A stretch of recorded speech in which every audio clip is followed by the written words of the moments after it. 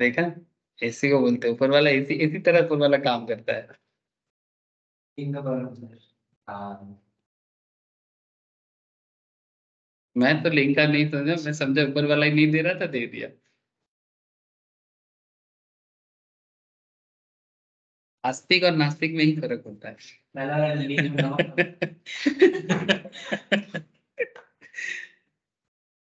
नहीं यार, मैं तो मजाक कर रहा हूँ, ठीक ही बोल रहे हो।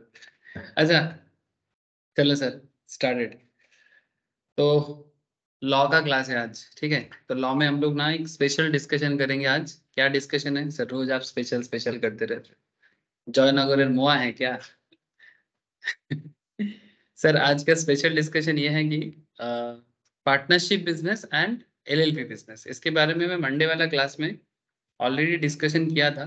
बट इसमें थोड़ा सा और डेप्थ में जाना है, इसको थोड़ा सा और गहराई से समझना है।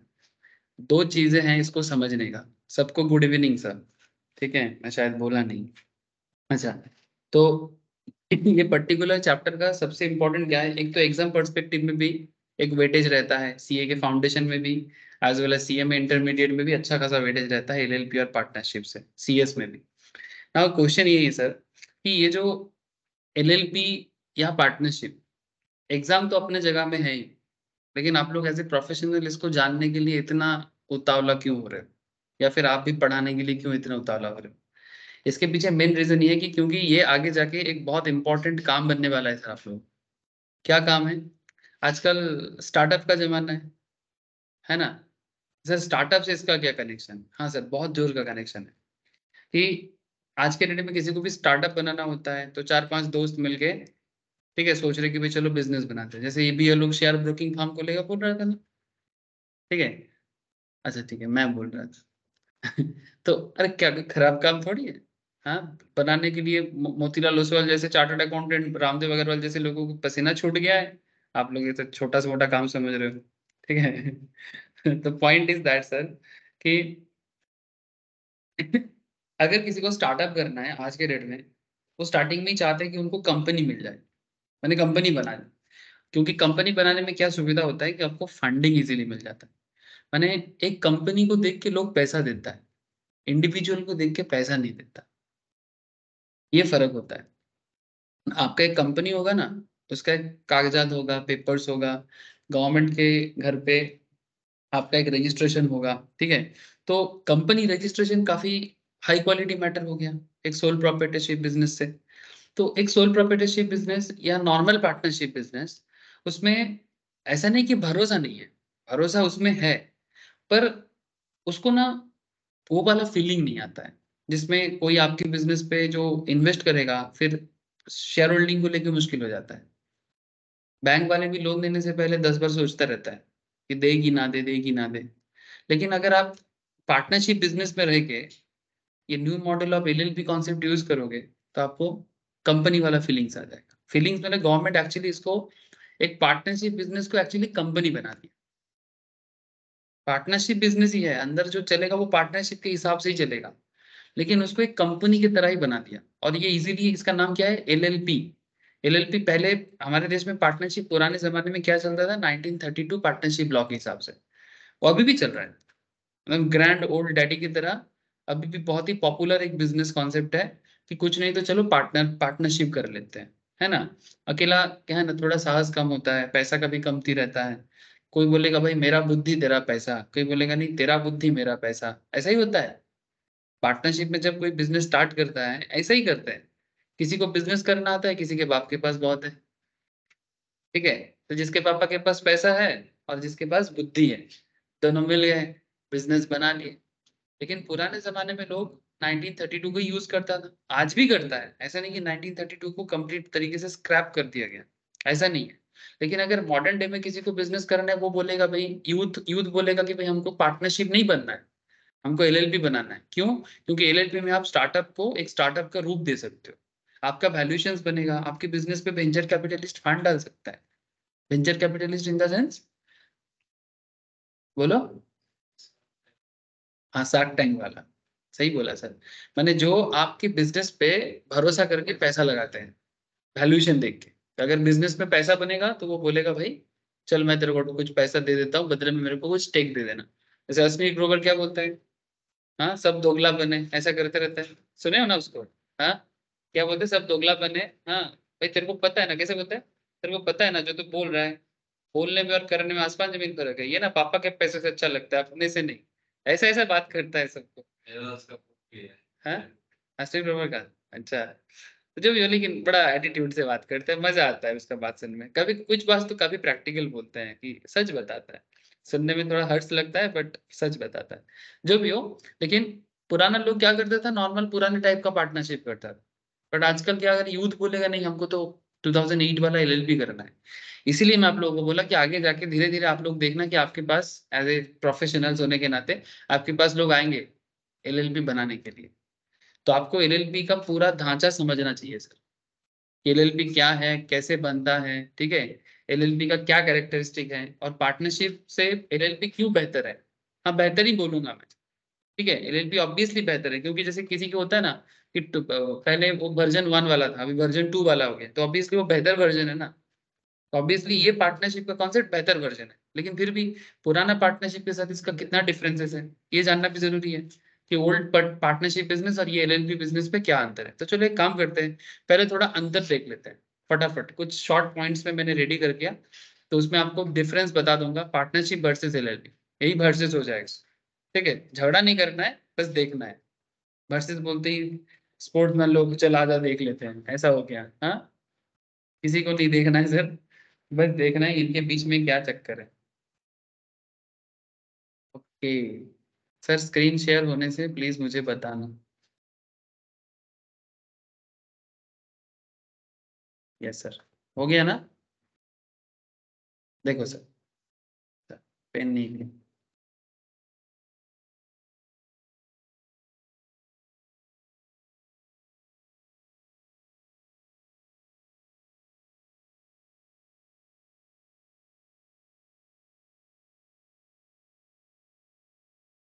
Partnership firm versus limited liability partnership, ठीक है।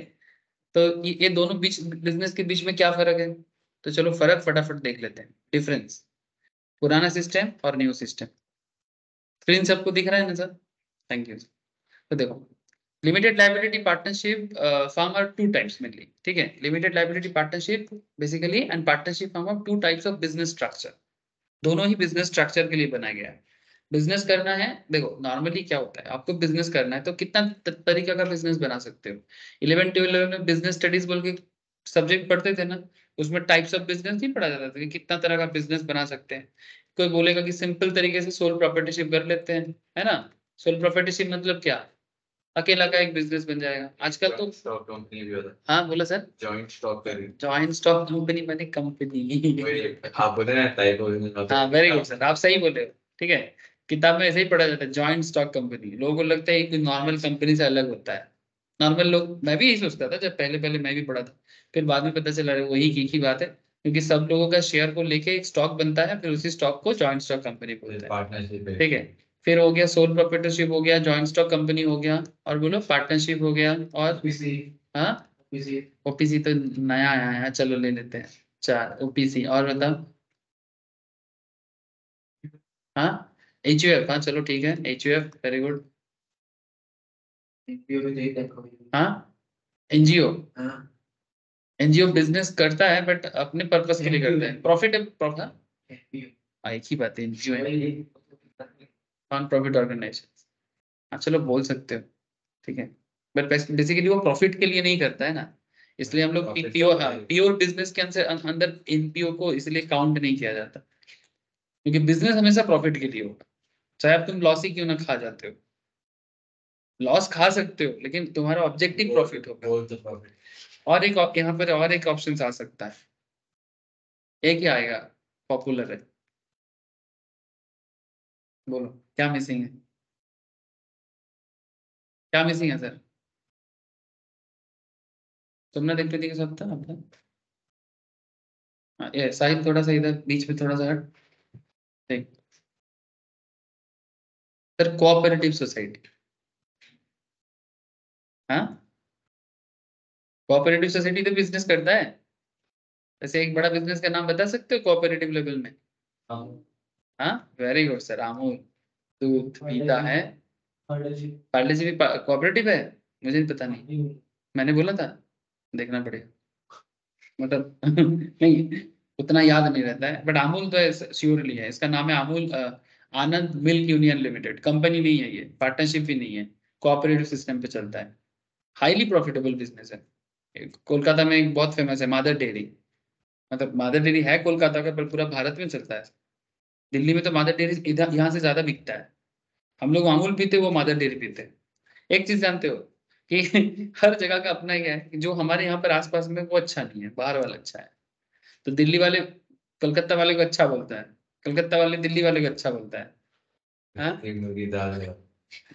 यही सिस्टम है। मैं बाहर जाता हूँ ना, बोलते नहीं कलकत्ता बहुत अच्छा है, और हम लोग यहाँ पे नहीं नहीं दिल्ली अच्छा है, बॉम्बे अच्छा है। बॉम्बे में जाओ, नहीं नहीं आप लोगों का कलकत्ता में बहुत शांति है, मैं जाके रह किया, सिटी सेंटर बहुत अच्छा लगा। बोले भाई तुम्हारे पास इतना सारा मॉल है, तुमको सिटी सेंटर अच्छा लगता है। अब उसको लगता है हम लोग तो सिटी सेंटर में जाके बोर हो जाते हैं। तो घर के पास से चल के चले गए। यही तो बोल रहा हूँ कि हम लोग सिटी सेंटर में घूमते हैं, लेकिन बॉम्बे वाले को पूछो, नहीं सिटी सेंटर में अलग ही है सर। हाँ बंगाली कल्चर, उसमें कितना तुम लोग बहुत ही स्टाइल में सोचते हो। हाँ ये बॉम्बे वाले लोग ऐसे बात करते हैं, ठीक है। हम लोग सोचते हैं भाई हमारे यहाँ पर तो जैसे लगता है कि हम लोग बैलगाड़ी में चढ़े हैं, चल रहे हैं स्लो स्लो। हाँ तुम लोग को देख के लगता है भाई क्या लाइफ है। अब जो भी हो, सबका अपना अपना जो अपने पास है, वो बोला ना, घर का मुर्गी दाल बराबर, जो भी हो। ठीक है सर, तो फिर ये जो पार्टनरशिप हो गया या एलएलपी हो गया, ये दोनों ही क्या हो जाता है सर, बिजनेस करने का दो इंपॉर्टेंट तरीका।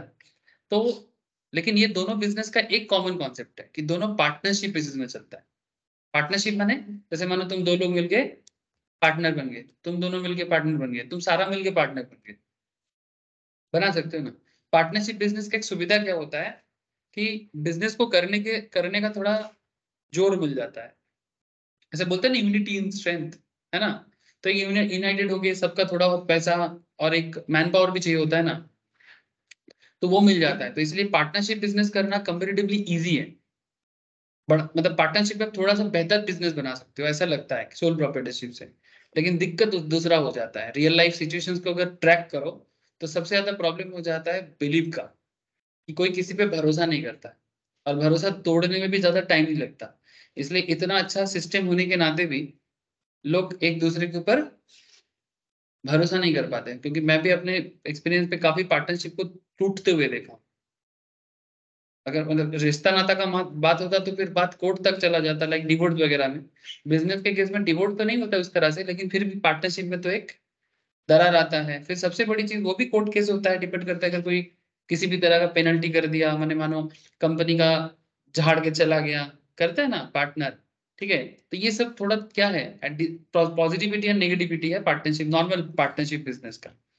तो क्या देखो क्या बोलता है कि मिनिमम 2% चाहिए होता है ना, वहां पर भी यहाँ पर भी willing to be partner required to establish an LLP और ए पार्टनरशिप फर्म। तो भले ही एलएलपी बनाओ, भले ही पार्टनरशिप बनाओ, दो ही बंदा से आप मिनिमम स्टार्ट कर सकते हो।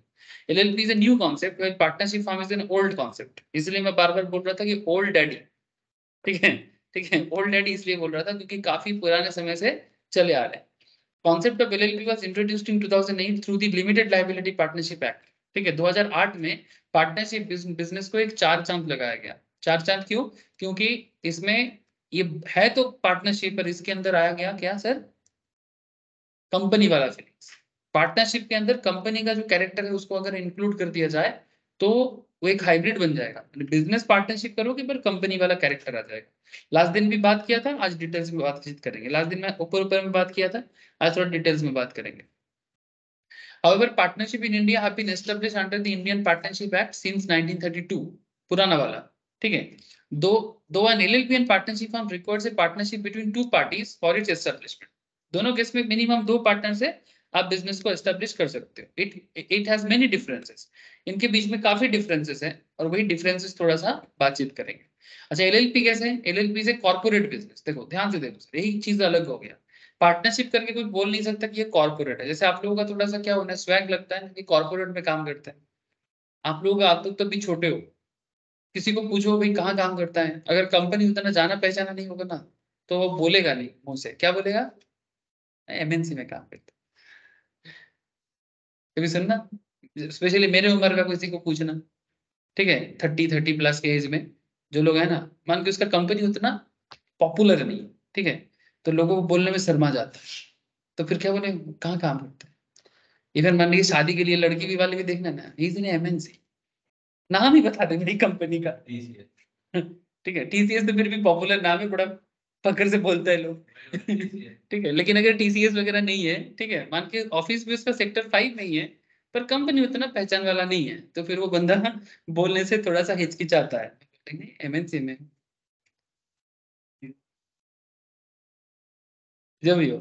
लेकिन अब यही चीज है, बात को समझे, अब कहना क्या चाहता है, ये जो लोगों के अंदर थोड़ा सा प्रॉब्लम है ना, इसी चीज को गवर्नमेंट बोलता है कि भाई एक काम करो ना, आप चलाओ पार्टनरशिप बिजनेस, आपको मैं कॉर्पोरेट बनाता हूँ, नहीं कॉर्पोरेट जो जो एडवांटेज लेता है बिजनेस करने के लिए आप भी लो, आप भी खुद को कॉर्पोरेट बोलो, और जो वहां पर काम करे वो भी बोले मैं कॉर्पोरेट, क्या दिक्कत है। जैसे सो कॉल्ड कॉर्पोरेट कल्चर का बड़ा चस्का लगता है चारों तरफ, है ना, नॉर्मल बिजनेस करोगे, दुनिया गजब है सर। मैं कभी कभी सोचता हूँ, बंदा लुंगी पहन के देसी स्टाइल, लुंगी पहन के इन द सेंस देसी स्टाइल में लाखों करोड़ों कमा सकता है, और टाई बांध के 15,000 कमाएगा, ठीक है, फिर भी उसको लगता है वो कुछ ज्यादा कर रहा है। अरे भाई भाई, जब 1 करोड़ तुम सिंपल देसी स्टाइल में कमा सकते हो तो क्यों क्यों नहीं कमाओगे, कमाओ ना। नहीं, टाई वगैरह बांध के ऐसा सुटेड बुटेड होके, फिर सैलरी कितना है, 25,000, उसी का उसको स्टाइल है। क्यों भाई, उससे अच्छा है लुंगी पहन लो, और जहां करोड़ों मिलता है करो काम, नहीं करना है, नहीं करना है ना, जो भी हो। लेकिन सर ये चीज बदल रहा है, जानते हो, काफी लोग बदल रहे हैं। साउथ इंडिया में एक बड़ा कंपनी है, अकाउंटिंग बिजनेस करता है सर, सॉफ्टवेयर डेवलप करता है बेसिकली। मैं आपको बोला भी हूँ जोहो के बारे में, काफी बार बोला। आप जोहो के बारे में पढ़ाई कर सकते हो। जोहो कॉर्पोरेशन अभी कुछ दिनों में वो मैंने इंडियन इकोनॉमी में एक अपना बहुत बड़ा पहचान छोड़ेगा, और इंटरनेशनली ऑलरेडी एक बहुत बड़ा पहचान वो छोड़ दिया है। मैंने जोहो कॉर्पोरेशन इंडिया में बैठ के, इंडिया के गांव में बैठ के, इनका जो ओनर है साउथ इंडियन है, तमिलियन है, इनका नाम है श्रीधर भेम्बू, ठीक है, बंदा गांव में, जैसे साउथ इंडियन लुंगी होता है ना, उसको क्या बोलते हैं एग्जैक्टली, नाम तो पता नहीं, तो सादा रंग का वो लोग, जैसे हम लोग धोती पहनते हैं, वो लोग उसी को लुंगी स्टाइल में पहनते हैं। यूट्यूब पे देखा था देखा हो, हाँ कुछ एक प्रोग्राम था, इसीलिए शायद वायरल थोड़ा सा खबर भी हुआ है श्रीधर वेम्बू का। तो श्रीधर वेम्बू अपने गांव के अंदर साइकिल लेके और अपना वो साउथ इंडियन स्टाइल की लुंगी पहन के कॉर्पोरेट बिजनेस कर रहे हैं, क्या दिक्कत है। तो कॉर्पोरेट मतलब भी सूटेड बूटेड होना पड़ेगा क्या, इसका कोई मतलब ही नहीं। ऐसे एक चीज है, सूटेड बूटेड को लेके काफी कंट्रोवर्सी आजकल होता है, बोलते हैं कि भाई इंडियन वेदर में जहां पर 40 प्लस टेम्परेचर हो, वहां पर तुम टाई को इतना ऊंचा तक बांध के क्या मिलता है तुम्हें। जब टेम्परेचर हाई होता है तो टाई को लोग क्या करते हैं, भाई गर्मी लग रहा है खोलते हैं, तो क्या कहते हैं यहाँ तक बांध देता है। ऐसे आपको पता है टाई क्यों बांधता था, ब्रिटिश मतलब फॉरेनर टाई क्यों बांधता है, नॉलेज है कोई, एक कॉमन सेंस का नॉलेज है, खराब मत लेना सर, बांधो आप लोग भी बांधो, ठीक है। कॉमन सेंस लगा लो, उनके वहां पर ठंडा पड़ता है ना सारा साल भर हमेशा, तो सर्दी तो लगा ही रहता है, ठीक है, तो वो टाई एक्चुअली वो सब काम के लिए है। ये देखो, मजाक नहीं कर रहा हूँ, अब किसी भी फॉरेन कंट्री का टाई का यूज के बारे में थोड़ा इतिहास ढूंढोगे आपको मिल जाएगा। अब बार बार पॉकेट से रुमाल निकल के तो मुश्किल हो जाएगा ना, तो बेहतर है यहीं पर है। छोड़ो सर, आप लोग बुरा मान जा रहे हो, सर आप टाई को बेकार बता रहे उन्होंने कहा फिर रुमाल पहना के मैं बिल्कुल हो। अरे मेरा मैनेजमेंट कॉलेज जब था ना एमबीए का, वहां पर ऐसे मैं ठहरा देसी स्टाइल, और वो टाई बांधना ही नहीं आता था, तो जब भी कॉलेज का एंट्री होता था उस टाइम पे, भाई टाई मेरा खुल गया, नॉट खुल गया, बांधते बांधते बांधते, फिर कॉलेज एंट्री नहीं देगा, फिर फाइन करेगा, 4 बातें सुनाएगा, फिर सबको एक एक करके कॉलेज के सामने खड़ा हो जाता था। मेरे पता है तो किसको आता है, अरे भाई बांधते भाई बांध, भाई तू भी ना रोज गजब करता है, और मेरा बाई चांस अगर इधर उधर हो जाता है फिर उसके बाद तो मेरा गया हाथ से। और जो लोग थोड़ा सा कॉन्वेंट में पढ़ा हुआ है उन्हीं को पकड़ कर भाई तू बात बात बात। एक बार तो मैं प्रेजेंटेशन में चला गया बिना टाइम आदि के, मैं बोला मैम टाइम आदि मेरे से नहीं होता है, आप मार्क्स काट लेना। ऐसे चलो आगे। तो एलएलपी एनेबल्स प्रोफेशनल एंटरप्रेन्योर, तो बेसिकली एलएलपी बिजनेस पे क्या दे रहा है सर, एलएलपी बिजनेस पे वो कॉर्पोरेट फीलिंग्स दे रहा है, ठीक है, कॉर्पोरेट फीलिंग्स दे रहा है। तो एलएलपी है सेपरेट लीगल एंटिटी। तो ये सेपरेट लीगल एंटिटी कॉन्सेप्ट हम लोग बेसिकली कहाँ पढ़ते हैं? जब आप कंपनी के बारे में पढ़ेंगे ना, यही बात फिर से पढ़ेंगे। जो लोग पढ़ चुके हैं उनको पता है। कंपनी के बारे में भी यही बात होता है कि कंपनी एक सेपरेट लीगल एंटिटी है। सेपरेट लीगल एंटिटी का माने, भाई कंपनी तुम अपने नाम पे जगह खरीद सकते हो, भाई कंपनी तुम अपने नाम पे कॉन्ट्रैक्ट कर सकते हो, भाई कंपनी तुम अपने नाम पे बैंक अकाउंट खोल सकते हो। सेपरेट लीगल एंटिटी होने के नाते एक कंपनी को, जैसे एक इंसान अपने नाम पे बैंक अकाउंट खोलता है, एक इंसान अपने नाम पे जमीन खरीदता है, ठीक है, एक इंसान अपने नाम पे बैंक अकाउंट खोल लेता है, जमीन खरीद लेता है, घर खरीद लेता है, कॉन्ट्रैक्ट भी कर सकता है। जैसे मानो मेरे किसी के साथ डील करना है तो वो कर सकते हैं ना, एक इंसान कर सकता है। तो एक इंसान जो कर सकता है, वो अगर एक आर्टिफिशियल पर्सन, कंपनी क्या है, एक आर्टिफिशियल पर्सन है ना।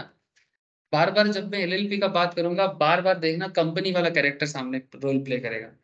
इस बात को भूलना नहीं, क्योंकि एक्चुअली एलएलपी है तो पार्टनरशिप बिजनेस में, उसके अंदर कंपनी वाला सारा कैरेक्टर इंक्लूड करने का गवर्नमेंट ने पूरा कोशिश किया। इसीलिए बोलते हैं कि भाई पार्टनरशिप बिजनेस में भी आप कॉर्पोरेट वाला फीलिंग्स करो। फीलिंग माने बेसिकली जो फैसिलिटीज उनको दिया जाता है आप भी, यही मेन चीज है। जो पुराना पार्टनरशिप के साथ यही पार्टनरशिप का एक ह्यूज डिफरेंस क्रिएट करता है। क्योंकि पुराना पार्टनरशिप में तो ये सब कॉर्पोरेट फीलिंग तो बहुत दूर की बात है।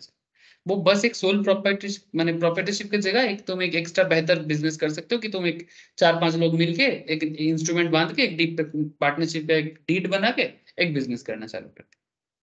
सेम बात होता है, अगर एक पार्टनर फेलियर करता है तो दूसरे पार्टनर के ऊपर उसका पूरा लायबिलिटी आ जाएगा। मानो कि ये 4 जन मिलकर एक बिजनेस स्टार्ट किया, मानो इसने पैसा मार के भाग गया, डोंट माइंड, ठीक है, एग्जाम्पल चल रहा है। अब ये पैसा मार के भाग गया, मानो लोन लिया था बैंक से, अब तुम लोगों को चुकाना पड़ेगा। लेकिन एलएलपी में ये कॉन्सेप्ट नहीं है। एलएलपी में ऐसा कॉन्सेप्ट नहीं है। अगर कोई पैसा मार के चला जाता है ना, तो उसका कंपनी के एसेट से दिया जाएगा, किसी इंडिविजुअल पे उसको आज, मतलब अब हो तो सकता है ना कि एक बिजनेस के अंदर हजारों टाइप का लोग है, अब किसका किसका माइंड सेटअप देख के काम करेगा।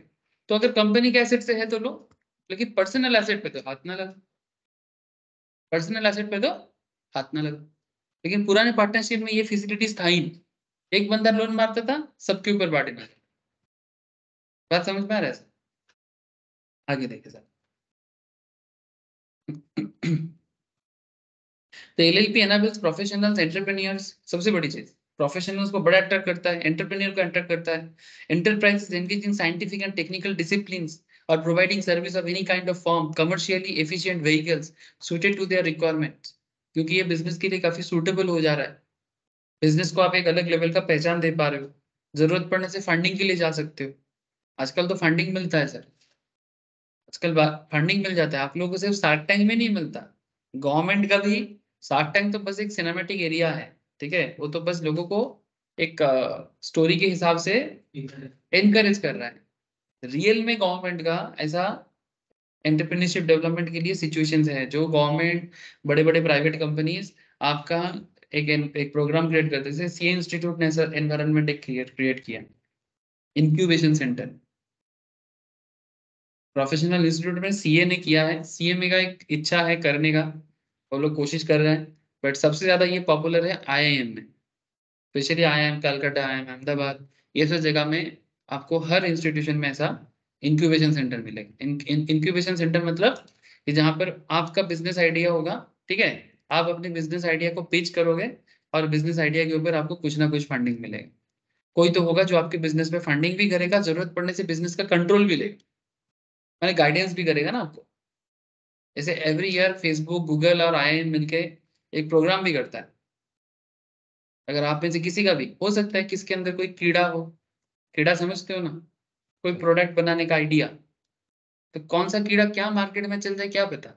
जिसको बुद्धू लग रहे हो एक दिन देखो कि कोई करोड़पति बन के बैठा है वही कीड़ा के चक्कर में, जिसको माँ बाबा हमेशा बोलते रहते भाई क्या करते हो क्या करते हो, एक दिन उसी का वही प्रोडक्ट या वही सर्विस मार्केट में क्या नाम कर देगा। तो अपना कोई भी कीड़ा है ना, अच्छा कीड़ा, उसको रहने दो, ठीक है, और उस पर काम करो, कभी भी मौका मिल सकता है।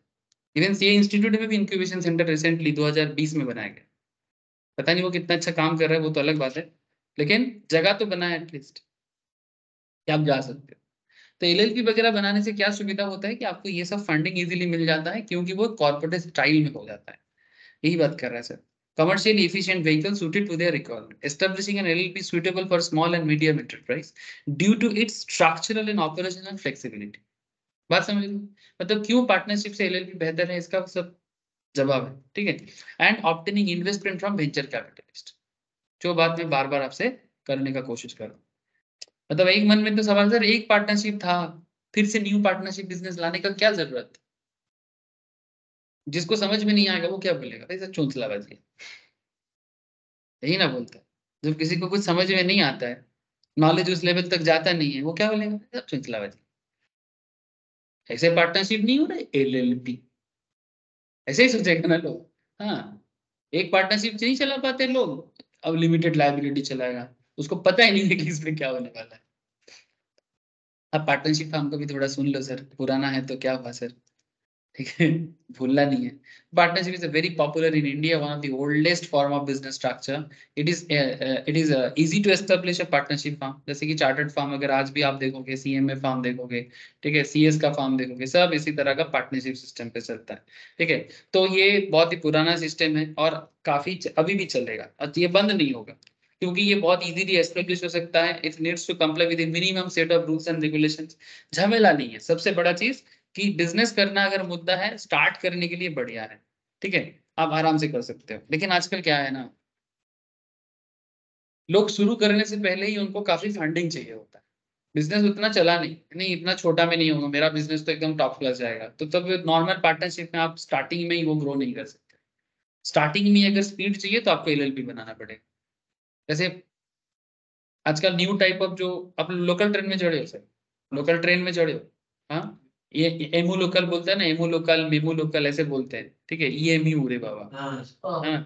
तो ये जो ईएमयू लोकल है या मेमू लोकल है, तो ये सब जो न्यू लोकल आया है, मैं देखता हूँ कि वो पहले से ना काफी ज्यादा स्पीड अप हो जाता है। मैंने पहले क्या होता था, लोकल ट्रेन छोड़ता था, हाँ, एक होता है लॉन्ग रूट का जो ट्रेन होता है, वो देखना स्टेशन छोड़ते छोड़ते उसको काफी टाइम लगता है, लेकिन लोकल ट्रेन एक बार स्पीड पकड़ लेता है तुरंत पकड़ता है। और आजकल जो न्यू ट्रेन आया ना, वो तो और फास्ट ले रहा है। रिसेंटली क्या हुआ, कोई एक, मतलब वो सोच रहे कि ट्रेन छोड़ेगा तो मैं चढ़ूंगा, कुछ लोग होते हैं ना प्लेटफॉर्म में दादागिरी मारते रहते हैं, ठीक है, क्या हुआ, तो तू ऐसे ही चलती ट्रेन में चढ़ रहा है? अच्छा, और फिर मतलब अंदर थे ही हम, फिर 2 दिन आदमी नहीं पकड़ता है, मतलब अचानक खींच दिया। हाँ, ऐसे ही वो काफी फास्ट स्पीड ले लेता है। और कुछ लोग ना, मतलब वो सोचता है कि उस स्टेशन में से खड़ा होके गप्पे मारता है, सिगरेट फूकता है, ठीक है। फिर अब पुराने ट्रेन में ना ये था थोड़ा सा, वो थोड़ा स्लो होता था, वो चलते चलते चढ़ जाता। लेकिन आजकल का ट्रेन इतना फास्ट मूवमेंट करता है स्टार्टिंग में ही, कि तुम्हारा पूरा शरीर उसके साथ कंट्रोल नहीं कर पाएगा। तो ये एलएलपी का कॉन्सेप्ट कुछ उस तरह का है कि पुराना पार्टनरशिप न्यू जो स्पीड है उसको अडॉप्ट नहीं कर सकता, इसीलिए न्यू एलएलपी में आप वो स्पीड ले सकते हैं, अगर आपको स्पीड चाहिए।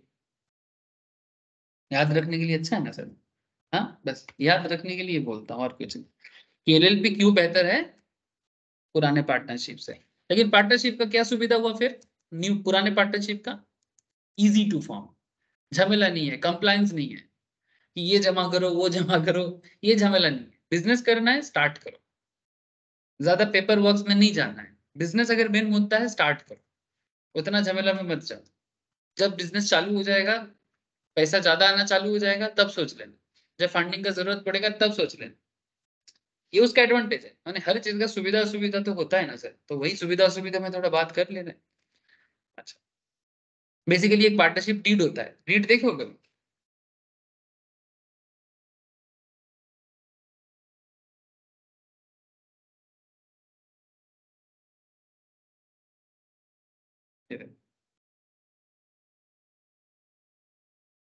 इस तरह का डीड बनता है।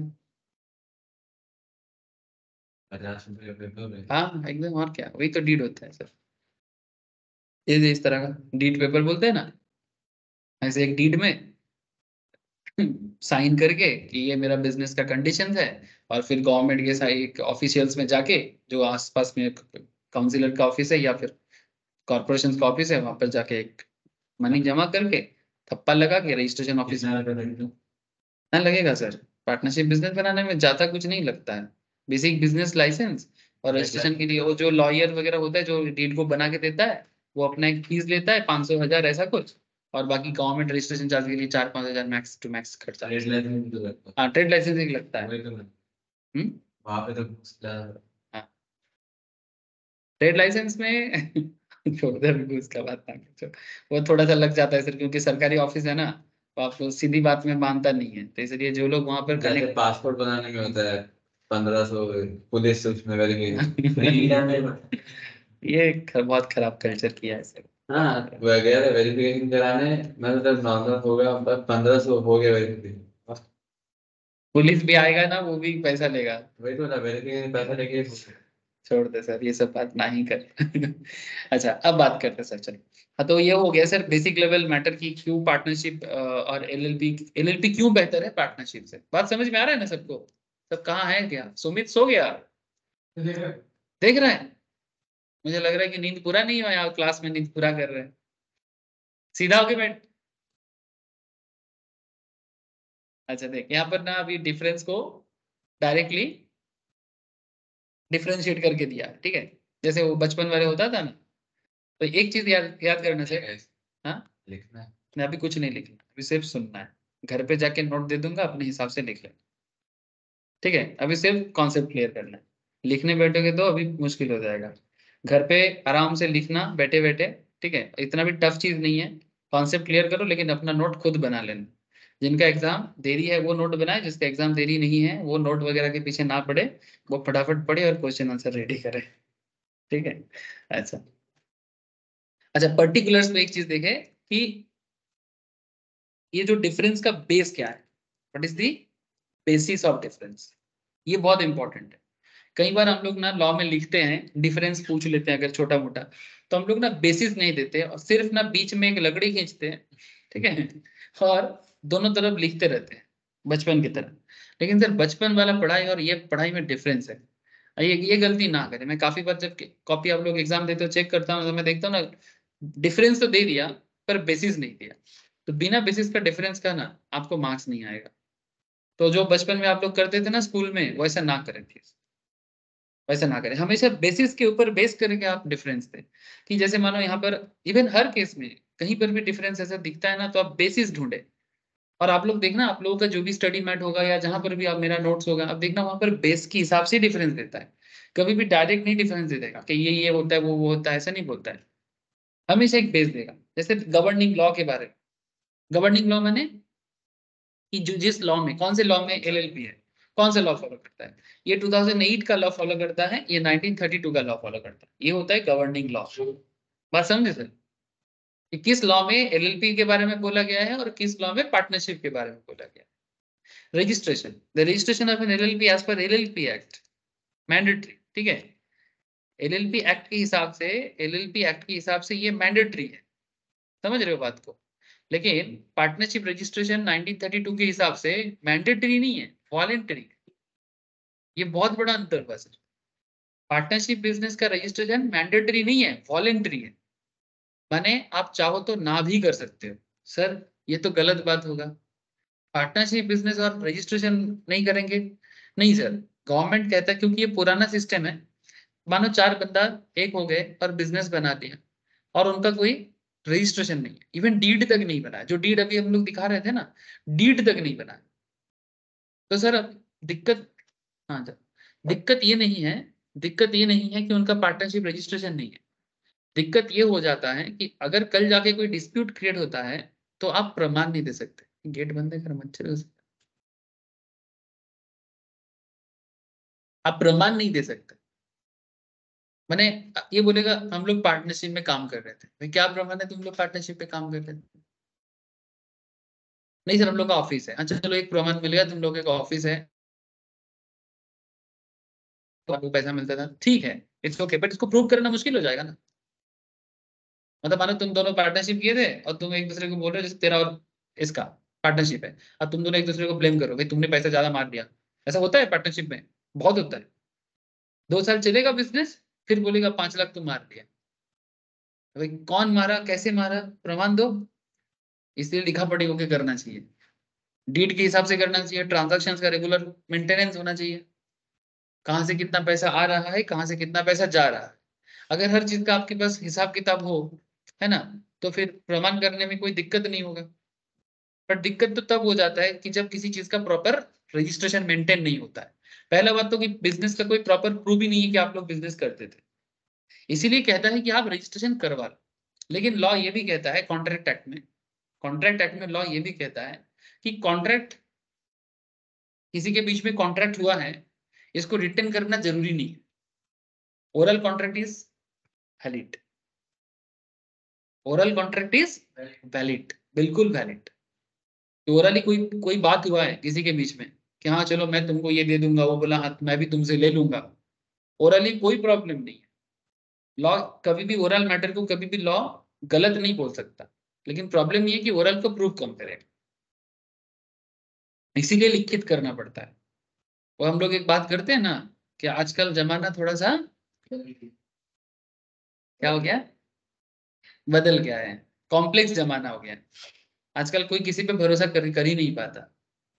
हम लोग एक बात करते होते, वो राम भी नहीं है, वो राम का राज्य भी नहीं है। और राम के समय में क्या होता था, लोग एक दूसरे पे भरोसा करता था। इसलिए वो एग्जाम्पल कहीं काफी बार दिया जाता है कि वो जमाने में, वो उस जमाने का अलग ही एक पहचान था कि कोई बात कर दिया तो उस बात को रखने के लिए कोई भी कुछ कर सकता था।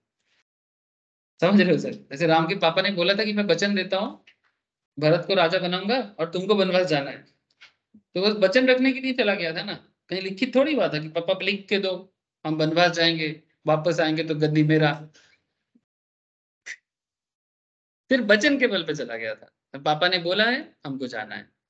भरत ने भी कहीं लिखित नहीं किया था, राम के पास गया था कि मेरे माँ ने गलती किया है, आप आ जाओ। मैं आपको धर्म का बात नहीं कर रहा हूँ, मैं आपको सिचुएशंस बता रहा हूँ। भरत जो राम का भाई था, वो बोला कि मैं, उसको तो संभालना ही है गद्दी। तो राम को वापस लेने के लिए जंगल में गया था जहां राम और सीता वनवास में थे। तो बोला कि आपके बिना इतना बड़ा साम्राज्य नहीं चल सकता। तो वो बोलता है कि आप चलिए वापस, तो बोलते नहीं मैं पापा के वचन पे बद्ध हूँ, तो मैं नहीं जा सकता। तो भरत ने क्या किया, राम का जो खड़ाऊ है ना, खड़ाऊ समझते हो, वो जूता जो होता है, उसको सर पे लिया और गद्दी में रखा, कभी वो सिंहासन में नहीं बैठा। ऐसा भाई तो आजकल बिल्कुल नहीं मिलेगा सर। कहाँ मिलता है सर? हाँ, कहीं नहीं मिलेगा आपको। 14 साल बाद राम वापस आए, वो गद्दी वैसा ही खाली था जैसा होना चाहिए था। शासन तो चलाना था, इतना बड़ा राज्य है, चलाना तो पड़ेगा। लेकिन जो उसका हकदार है, उसका हक उसको मिलेगा। तो ये कहाँ लिखित था? लेकिन था ना सर। तो ये भारत का संस्कृति का एक पार्ट है कि ओरल बात पे भरोसा करना चाहिए। इसीलिए कॉन्ट्रैक्ट एक्ट में कहीं पर भी नहीं बोला है कि oral contract is not valid. और क्योंकि वहां पर कॉन्ट्रैक्ट एक्ट तो बेस है बिजनेस लॉ का। आप देखना, जब भी आप सेल ऑफ गुड्स पढ़ो, आप पार्टनरशिप पढ़ो, आप देखना उस पर कॉन्ट्रैक्ट का इन्फ्लुएंस आपको मिलेगा, क्योंकि कॉन्ट्रैक्ट एक्ट से ही बाकी सभी बिजनेस का लॉ इन्फ्लुएंस हुआ है। लॉ को समझना है तो लॉ को अंदर से फील करना चाहिए। इसको दिमाग में एक्स्ट्रा प्रेशर की तरह नहीं लेना चाहिए कि लॉ है करके आप लोग जो करते हो ना मन ही मन में, वो ना करो सर। लॉ को फील करो, प्यार करो इसको, देखना कि लॉ पढ़ने में और इसका स्कोरिंग भी अच्छा हो। लोग नहीं करते क्या? जो लोग अच्छा रिजल्ट करते हैं कैसे कर लेते हैं, 70+, 75+, कैसे कर लेते हैं? बिल्कुल वो लोग को फील कर सकते हैं, तभी ना उसको याद आता है एग्जाम हॉल में। इतना सारा चीज तो रट्टा लगा के पॉसिबल नहीं है। कितना पढ़ोगे, कितना सेक्शन सब सेक्शन रट्टा लगाओगे, रटते रटते पागल हो जाओगे। लेकिन अगर आप उसको कदर करोगे तो देखना ऑटोमेटिक याद आ जाएगा। बस वही कोशिश करो। अच्छा, रजिस्ट्रेशन का बेस हो गया। अच्छा, रजिस्ट्रेशन, रजिस्टरिंग अथॉरिटी बोलते हैं LLP should submit the registration form and all the subsequent e-forms with the register of companies. ये देखो क्या बोलता है, कंपनीज बोलता है, आरओसी की बात करता है। एलएलपी का सारा डिटेल्स आपको आरओसी में डालना है। आरओसी किसका होता है? कंपनी का होता है। उस दिन में कंपनी लॉ की क्लास में, हाँ, रजिस्टर ऑफ कंपनीज। एलएलपी का हिसाब किताब कंपनी लॉ रखता है, मैंने रजिस्टर ऑफ कंपनीज। मैं उस दिन कंपनी लॉ की क्लास में दिखा रहा था, इंडिया में हर स्टेट में एक आरओसी है। ये देखो, ROC in India, sorry,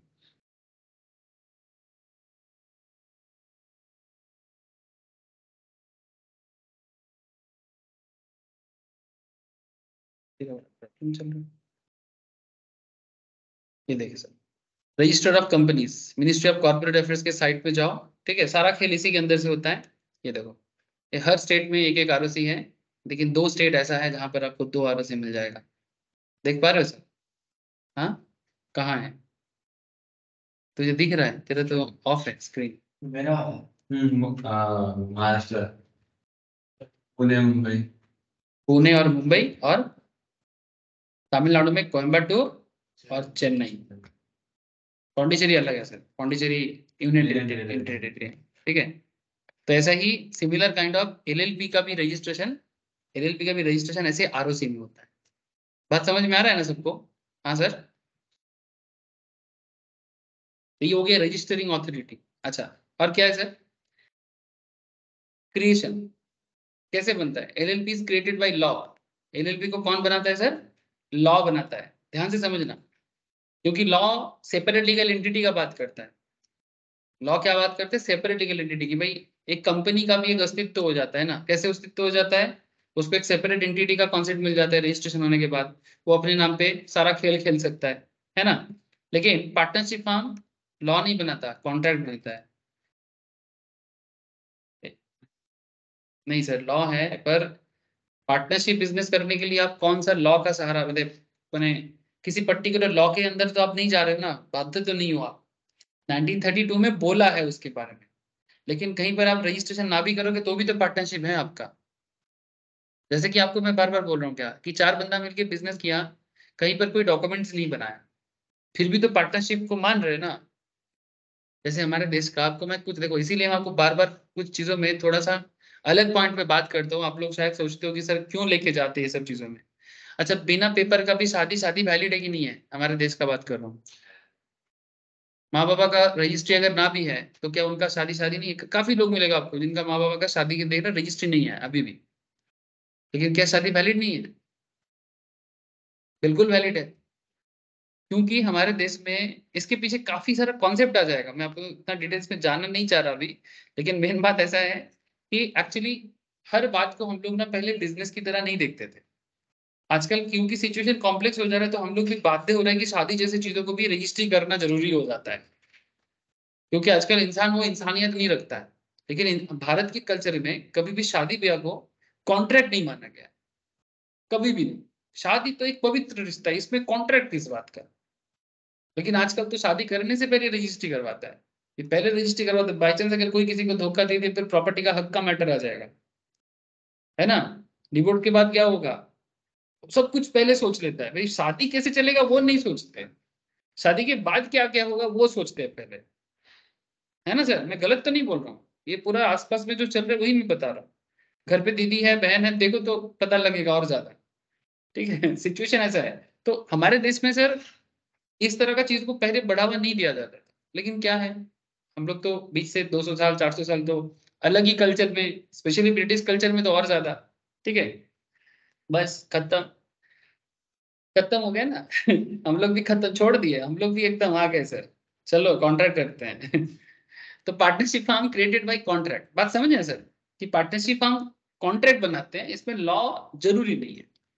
law है, कहीं तो लिखना पड़ेगा एक लॉ, कि भाई इस लॉ के अंदर इसके बारे में लिखा हुआ है। तुम बिना लॉ का काम तो कर नहीं सकते, क्योंकि वो अनकॉन्स्टिट्यूशनल हो जाएगा, तो वो आप तो कर नहीं पाओगे। तो कहीं लिखा है। लेकिन पार्टनरशिप फॉर्म एक सिंपल कॉन्ट्रैक्ट से भी तो बन सकता है। मैंने मिनिमम जरूरत क्या है उसका? एक बेसिक लेवल कॉन्ट्रैक्ट। चार बंदा एक होके एक आइसक्रीम पार्लर खोल ली, चल रहा है, उनका पार्टनरशिप ही है। चार बंदा मिलके, मानो तुम लोग वैन चलाओगे, कोई पीछे बैठा है, दोनों दो साइड में बैठा है, एक बंदा चला रहा है, चलो चलाओ। वही है। क्या दिक्कत है, वो भी बिजनेस है। अच्छा, binding document, LLP agreement is the chartered document of an LLP. LLP बनने के बाद उसका जो एग्रीमेंट है ना, उसका चार्टर्ड डॉक्यूमेंट बोलते हैं। चार्टर माने personal document, charter word use करते हैं, चार्टर्ड अकाउंटेंट बोलते हैं ना। पर्सनल अकाउंटेंट को चार्टर्ड अकाउंटेंट बोलते हैं, तो ये चार्टर्ड डॉक्यूमेंट है। Partnership deed is the chartered document of partnership, उसका डीड हो जाएगा अगर है तो। इसका LLP agreement, annual form filing, LLP must file its annual statement of accounts and solvency and annual return with the register of companies every year. हर साल इनको return file करना है। Partnership form need not file any annual return with the register of forms. ये जो ROC के पास, इनको हमेशा एक रिटर्न फाइल करना पड़ता है कंपनी की तरह, जैसे कंपनी फाइलिंग होता है। कंपनी लॉ के क्लास में समझाया जाता है ना, कंपनी को फाइल करना पड़ता है अपना सारा डिटेल्स, सारा अपडेटेड मैटर कंपनी को फाइल करके बताना पड़ता है, इसे कंपनी फाइलिंग कहते हैं। एलएलपी, क्योंकि मैं बार बार आपको बोल रहा हूँ कि एलएलपी है तो पार्टनरशिप के ढांचे में कंपनी का अवतार, याद रहेगा। पार्टनरशिप के ढांचे में कंपनी का एक अवतार, अवतार वर्ड आजकल इंग्लिश में भी यूज करता है। हाँ सर, अवतार बोल के हॉलीवुड मूवी भी आया था ना, ठीक है, ये एक्चुअली संस्कृत वर्ड है। हम लोग बोलते हैं ना, ये अवतार बोली ना, अवतार माने भगवान का किसी रूप का अवतार बोलते हैं ना, तो वो अवतार भी इंग्लिश में भी यूज होता है। जंगल, जंगल भी तो संस्कृत वर्ड है, वो भी तो इंग्लिश में यूज होता है, जंगल, है ना। ये सब इन्फ्लुएंस है, ठीक है, पुराना लैंग्वेज है। पुराना लैंग्वेज है, ये सब इन्फ्लुएंस है, यूज होता है। तो एनुअल रिटर्न फाइल करना है एलएलपी का, क्योंकि एलएलपी कोई, क्योंकि वो कॉर्पोरेट स्टाइल में बात काम कर रहा है ना, काफी लोगों का पैसा इसमें आ जाता है। तो गवर्नमेंट बोलता है नहीं भाई, हमें फाइलिंग करके बता दो, अपना स्टेटस बता दो, कल कुछ हो जाएगा तो हम रिस्क नहीं ले सकते, क्योंकि ये कॉर्पोरेट स्ट्रक्चर है, इसीलिए। लेकिन पार्टनरशिप हमके केस में से कोई हार्ड एंड फास्ट रूल नहीं है। बात समझ में सर? और देख लो, power to enter into contract, LLP can enter into contract in its name. LLP अपने नाम पे कॉन्ट्रैक्ट कर सकता है, पर पार्टनरशिप अपने नाम पे कॉन्ट्रैक्ट नहीं कर सकता। माने ऐसा नहीं होगा कि पार्टनरशिप फार्म, जैसे मानो कोई पार्टनरशिप फार्म है, जिसका नाम मानो से for example A and B company, ठीक है, इसके साथ किसी का कॉन्ट्रैक्ट बनेगा, तो basically A and B company का नाम आ सकता है, बट उसमें ये भी मेंशन रहेगा कि ए एंड बी में ए एक पार्टनर है, बी एक पार्टनर है, उन दोनों पार्टनर के साथ किसी तीसरा सी का कॉन्ट्रैक्ट हो रहा है। यानी डायरेक्टली सिर्फ ए एंड बी, जैसे मानो टाटा कंपनी का, जब हम लोग कहीं पर कुछ, मानो टाटा कंपनी मार्केट में लोन लेने जाते हैं, और मानो मेरा टाटा कंपनी में शेयर होल्डिंग है, तो क्या टाटा कंपनी लोन लेने के टाइम पे मेरे को आके पूछते हैं, प्रलय जी बताओ आपका भी शेयर होल्डिंग है, लोन लेना है कि नहीं है? बात समझ में आ रहा है ना सर? नहीं पूछते ना। क्यों नहीं पूछते?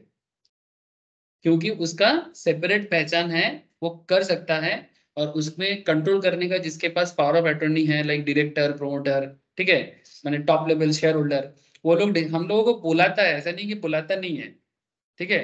वो हम लोग छोटा मोटा है, हम लोग जाते नहीं है, वो अलग बात है, बट हम लोग को बुलाता है। कंपनी का मीटिंग होता है ना, हम लोग को वोटिंग के लिए बोलते हैं, ठीक है। मानो मेरा किसी कंपनी में मानो 50,000 का शेयर होल्डिंग है, वैल्यूएशन में किसी में मानो 1 लाख का है, तो कंपनी का 1 लाख करोड़ का शेयर में मेरा वो 1 लाख पिद्दा सा क्या वैल्यू होगा? कैसे बुलाते हाँ, हैं? तो कैसे आप वोट कैसे दे सकते ऑनलाइन में कर सकते हैं, या फिर जो कंपनी में जहां पर जनरल मीटिंग होगा वहां पर भी बुलाते हैं। होता है? हाँ, तुम लोगों को भी भेजेगा, अगर किसी कंपनी का शेयर होल्ड करोगे तुम लोग को भी भेजेगा। ईमेल में आता है। हाँ, ईमेल आता है। मेरे को तो 80 पैसे का डिविडेंड दे रहा और डायरेक्ट बैंक अकाउंट में दे देता है। है, हाँ, और ऐसा साथ में एक चेक भी भेजता है। एंट्री कैसे पूछ रहा है, क्या डिविडेंड करने के चेक भेजेगा 3 टका का, एक चेक का लीफ का दाम है 3 टका, और डिविडेंड का है 80 पैसा।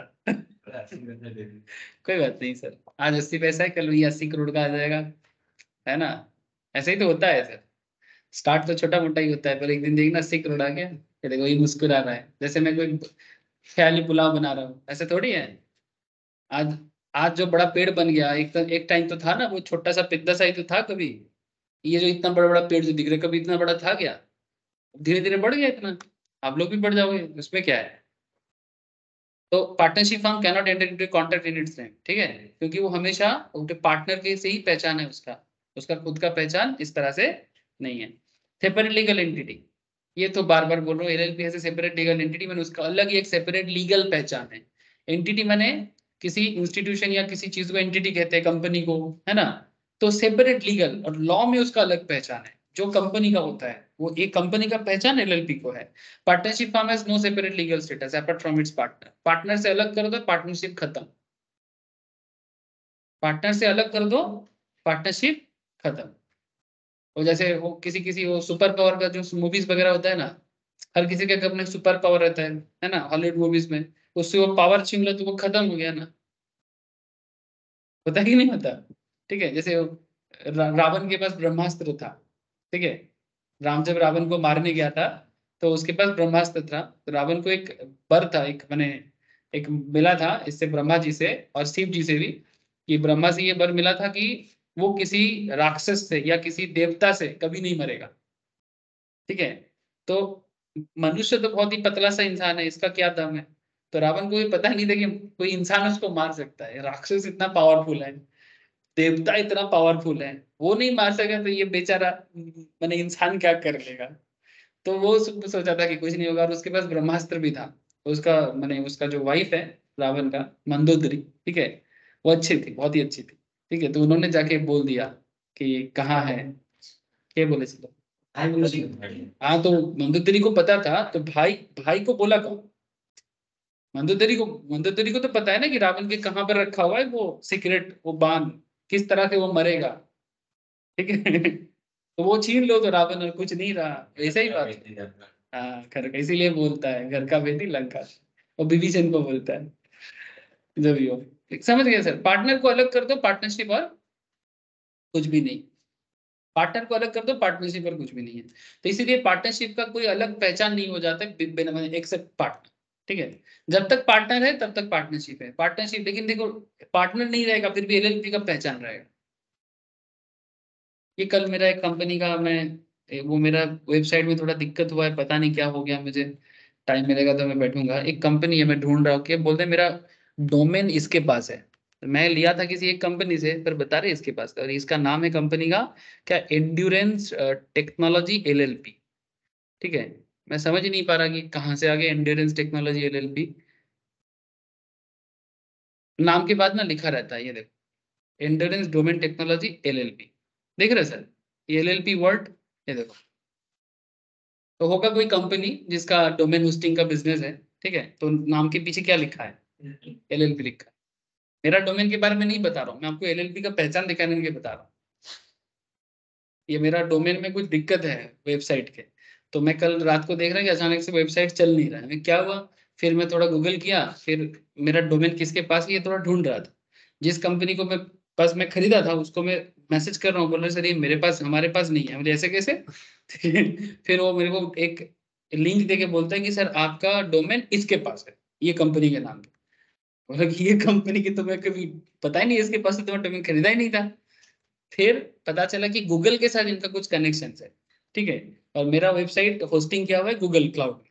तो फिर उसमें कुछ चक्कर होगा, कुछ खिचड़ी पक गया, और 5-7 साल हो गया, मेरे को कुछ पता ही नहीं है, और मैं इतना, मेरे को उतना टेक्नोलॉजी का ज्ञान तो उतना है नहीं, थोड़ा बहुत तो हथौड़े की तरह करता हूँ आर्टिकल पढ़ पढ़ के, ठीक है। तो फिर अब पता चला कि ये एलएलपी बंदा मेरा डोमेन का ओनरशिप लेके बैठा है। अब इनको सुबह मेल किया कि मेरा डोमेन छोड़ो, मेरे को किसी और जगह में ट्रांसफर करना है, ठीक है। तो फिर एक बार सिंगापुर में कोई कंपनी है इसका, उसके थ्रू से बात कर रहा हूँ, उनका इंग्लिश मैं नहीं समझता, मेरा इंग्लिश वो नहीं समझता, ठीक है। फिर इस तरह से किसी भी तरह से बात हुआ। फिर आज एक मैसेज आया अभी कुछ देर पहले कि आपका डोमेन को हम लोग ओपन करके रखे हैं, आप चाहो तो ट्रांसफर कर सकते हैं। चलो भाई, कुछ तो काम हुआ, ठीक है। तो ये है एलएलपी, समझ रहे हो। तो आजकल एलएलपी करोगे तो फिर बिजनेस को आप इस तरह से कॉर्पोरेट स्टाइल में कर सकते हो। ये चाहे तो अपना प्राइवेट लिमिटेड भी लगा सकता था, बड़ा कंपनी है सर, लेकिन पीवीटी एलटीडी नहीं किया, एलएलपी का।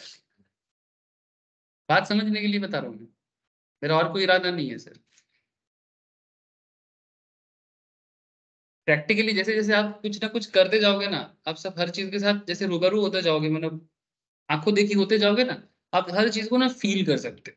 फिर किताबी बात जो है ना, वो आपके आंखों के सामने ना डांस करेगा, अच्छा ऐसा है, अच्छा ऐसा है, समझ रहे हो? मतलब बात किताब में है, बिल्कुल किताब में है, बट वो किताबी बात आपके आंखों के सामने होनी चाहिए, यू कैन फील इट। अच्छा, liability of partner, partners liability of an LLP is limited to the extent of their capital contribution to the LLP। ये बात समझ लो सर, ये बात बहुत इंपॉर्टेंट डिफरेंस है इनके बीच में। यानी एलएलपी का क्या होता है, एलएलपी का क्या होता है कि कंपनी की तरह है। जैसे मानो कि टाटा कंपनी का अगर मार्केट में, जैसे भी टाटा का नाम ले रहा था, मेरा मानो शेयर होल्डिंग है, कल टाटा कंपनी का मार्केट में दिवालिया आ गया सर, दिवाल ऐसे होगा नहीं टाटा का, अच्छा एक कंपनी का दिवालिया आया सर, चलो दिखाते हैं, चलो मजा आ गया। अरे रुको, एग्जाम्पल मिल गया इसलिए। कहाँ गया एग्जाम्पल, कहाँ गया एग्जाम्पल, अभी तो देख रहे थे। हाँ, मिला है सर, रिलायंस कम्युनिकेशंस का, इसका दिवालिया निकला है ना सर, ठीक है। अरे इसका कल खबर आया, कल का खबर है, एनसीएलटी ने कुछ अप्रूवल दिया। आप लोग एनसीएलटी के बारे में भी जानना है, बार बार आपको एनसीएलटी के बारे में पढ़ना पड़ता है, कौन है एनसीएलटी, फिर लोगों को बोलता है डेफिनेशन में, नेशनल कंपनी लॉ ट्राइब्यूनल है भाई, करता क्या है, करता क्या है देख लो। एनसीएलटी क्या करता है, ये देखो, NCLT Mumbai approve sale of Reliance communication real estate assets, ठीक है। ये कंपनी काफी दिन पहले इसका बैंकरप्सी फाइल हो चुका है, इंसॉल्वेंसी फाइल हो चुका है, अब सब बेच दिए ठीक है। अब धीरे धीरे सब बिक रहा है, लेकिन क्या है ना, हर चीज वो बिक नहीं पा रहा है, काफी कॉम्प्लेक्स सिचुएशन है। इनकम्बरेंस हो जाता है, क्या हो जाता है, मानो अगर किसी प्रॉपर्टी में, मानो कि मेरे पास कोई प्रॉपर्टी है और उस प्रॉपर्टी को मैं किसी बैंक के पास गिरवी रख के लोन लेके रखा। अब मेरा क्रेडिटर जो मेरे को लोन उधारी में प्रोडक्ट बेचा था, वो मेरे को बोल रहा है कि ठीक है आप पैसा नहीं दे पा रहे तो आपका एसेट दे दो। अब जो वो एसेट खरीदने जा रहे हैं, ठीक है, मैं बोल रहा हूँ अच्छा ठीक है मेरा वो वाला बिल्डिंग आपको दे रहा हूँ, फिर वो बिल्डिंग ऑलरेडी बैंक के पास गिरवी रखा है। अब बैंक बोल रहे हैं मैं तो इसको छोड़ूंगा नहीं क्योंकि तुमने मेरा लोन भी मार के रखा है। इसको बोलते हैं इनकम्ब्रेंसेस, ठीक है। अब जिसमें इनकम्ब्रेंसेस नहीं रहेगा वही प्रॉपर्टी बेच सकता है, अदरवाइज वो बिकेगा नहीं। जैसे आप लोग कभी भी घर खरीदने जाना जिंदगी में, ऐसे लोग एक जिंदगी में कभी ना कभी कोई ना कोई फ्लैट घर खरीदने जाता ही जाता है, या तो ऑफिस स्पेस, है ना। तो जब भी ऑफिस स्पेस खरीदने जाओगे, जिससे भी ऑफिस स्पेस मानो आप खरीदने जाओगे ना, चाहे वो प्रॉपर्टी न्यू हो या पुराना, उसका प्रॉपर्टी का पेपर लेना, प्रॉपर्टी का पेपर लेके ओरिजिनल पेपर लेना। अगर वो बोलेगा ओरिजिनल पेपर आपको अगर नहीं दे पाता है, भले वो प्रॉपर्टी कितना भी अच्छे लोकेशन में हो, ग्रीडी में मत पड़ जाना, लोकेशन में मत पड़ जाना, पेपर मांगना। अगर ओरिजिनल पेपर नहीं दे सकता, इसका मतलब समझ लेना वो ओरिजिनल पेपर किसी ना किसी बैंक के पास गिरवी है, मॉर्टगेज्ड है, माने वो इनकम्बेंसेस मुक्त नहीं है। वो जब वो पेपर छुड़वा के लेके आएगा फिर आप उसमें डील कर सकते हो, नहीं तो वो आपको सिर्फ डुप्लीकेट कॉपी दिखाएगा। समझ रहे हो सर? ऐसे कितना लोग जिनका नॉलेज नहीं होता है ना, वो प्रॉपर्टी का क्या लोकेशन है क्या जगह है, फिर फंस जाता है। फिर बिजनेस क्या करेगा, लीगल चीजों में सारा दिन घूमता रहेगा। मैंने मानो तुम करोड़ों इन्वेस्ट कर दिए, फिर पता चले ये प्रॉपर्टी तुम्हारा है ही नहीं। किसी भी दिन आके बैंक तुमको वहां से मिलेगा भाई ये प्रॉपर्टी है, मेरा पेपर है, मैं इसका ओनर हूँ, आप क्या कर रहे हो, हटो एकदम। इसलिए कभी भी पैसा है बोल के कुछ भी नहीं कर लेना। लोग क्या करते हैं, पैसा पकड़ में ना चलो देख लेते हैं, उतना आगे का नहीं सोचता, पीछे का नहीं सोचता, नहीं। इसीलिए पेपर चेक थोड़ा सावधानी होना चाहिए होता है, और ये लीगल नॉलेज होना जरूरी होता है। एनसीएलटी क्या किया देखो, दिसंबर 7 को explicitly stated that the resolution the professional is authorised to sell the company's assets after submitting the resolutions plan for tribunal approval. Approval क्या दिया, ये देखो यहाँ पर लिखा है। ये एनसीएलटी का पॉइंट अभी कुछ देर बाद आता है, मैं पहले आपको दिखा रहा हूँ। देखो क्या बोलता है, रियल एस्टेट सेल करने के लिए बोल रहा है NCLT, given the green light for the sale of specific real estate properties belonging to telecom giant as stated in regulatory filing on December 14, ठीक है, फाइलिंग करके बताया। और ये भी बोला कि भाई इसमें किसी भी तरह का इनकम्बेंसेस नहीं है, तो वो प्रॉपर्टी सेल कर सकता है। Approval granted for asset sale, approval granted कर दिया। अगर एनसीएलटी ये ग्रांट नहीं करता तो ये सेल नहीं कर सकता। अब बाकी डिटेल्स न्यूज में है, आप उसमें अलग बात है कि कहाँ पर कितना प्रॉपर्टी है, क्या दाम है, वो सब दिया हुआ है। ठीक है सर, चलो समझ गए ना सर, चीजें समझना जरूरी है। तो जो the name of A partnership contain the word, अच्छा तो एक क्या हो गया सर, लायबिलिटी ऑफ पार्टनर। अब इसमें देखो, पार्टनर का लायबिलिटी एलएलपी भी लिमिटेड है, कंपनी की तरह ही एकदम लिमिटेड लायबिलिटी कंपनी की तरह है। जैसे मानो मैं कंपनी बनने के टाइम पे, कंपनी जैसे आप लोग कंपनी अकाउंट्स का नॉलेज तो रखते हो सर, बेसिक लेवल का एटलीस्ट सबको पता है कि जब कंपनी हम आता है मार्केट में शेयर एप्लीकेशन देना पड़ता है ना, ये रियल में भी होता है आईपीओ, है ना सर।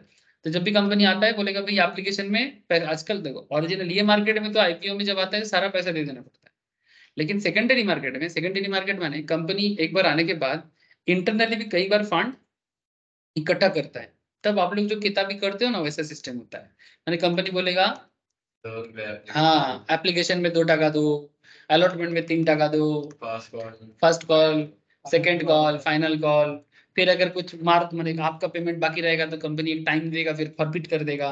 तो ये सिस्टम चलता है, लेकिन वो आईपीओ मार्केट में नहीं चलता, दूसरे सिचुएशंस में मार्केट से पैसा रेज करने के सिस्टम पे चलता है सिस्टम।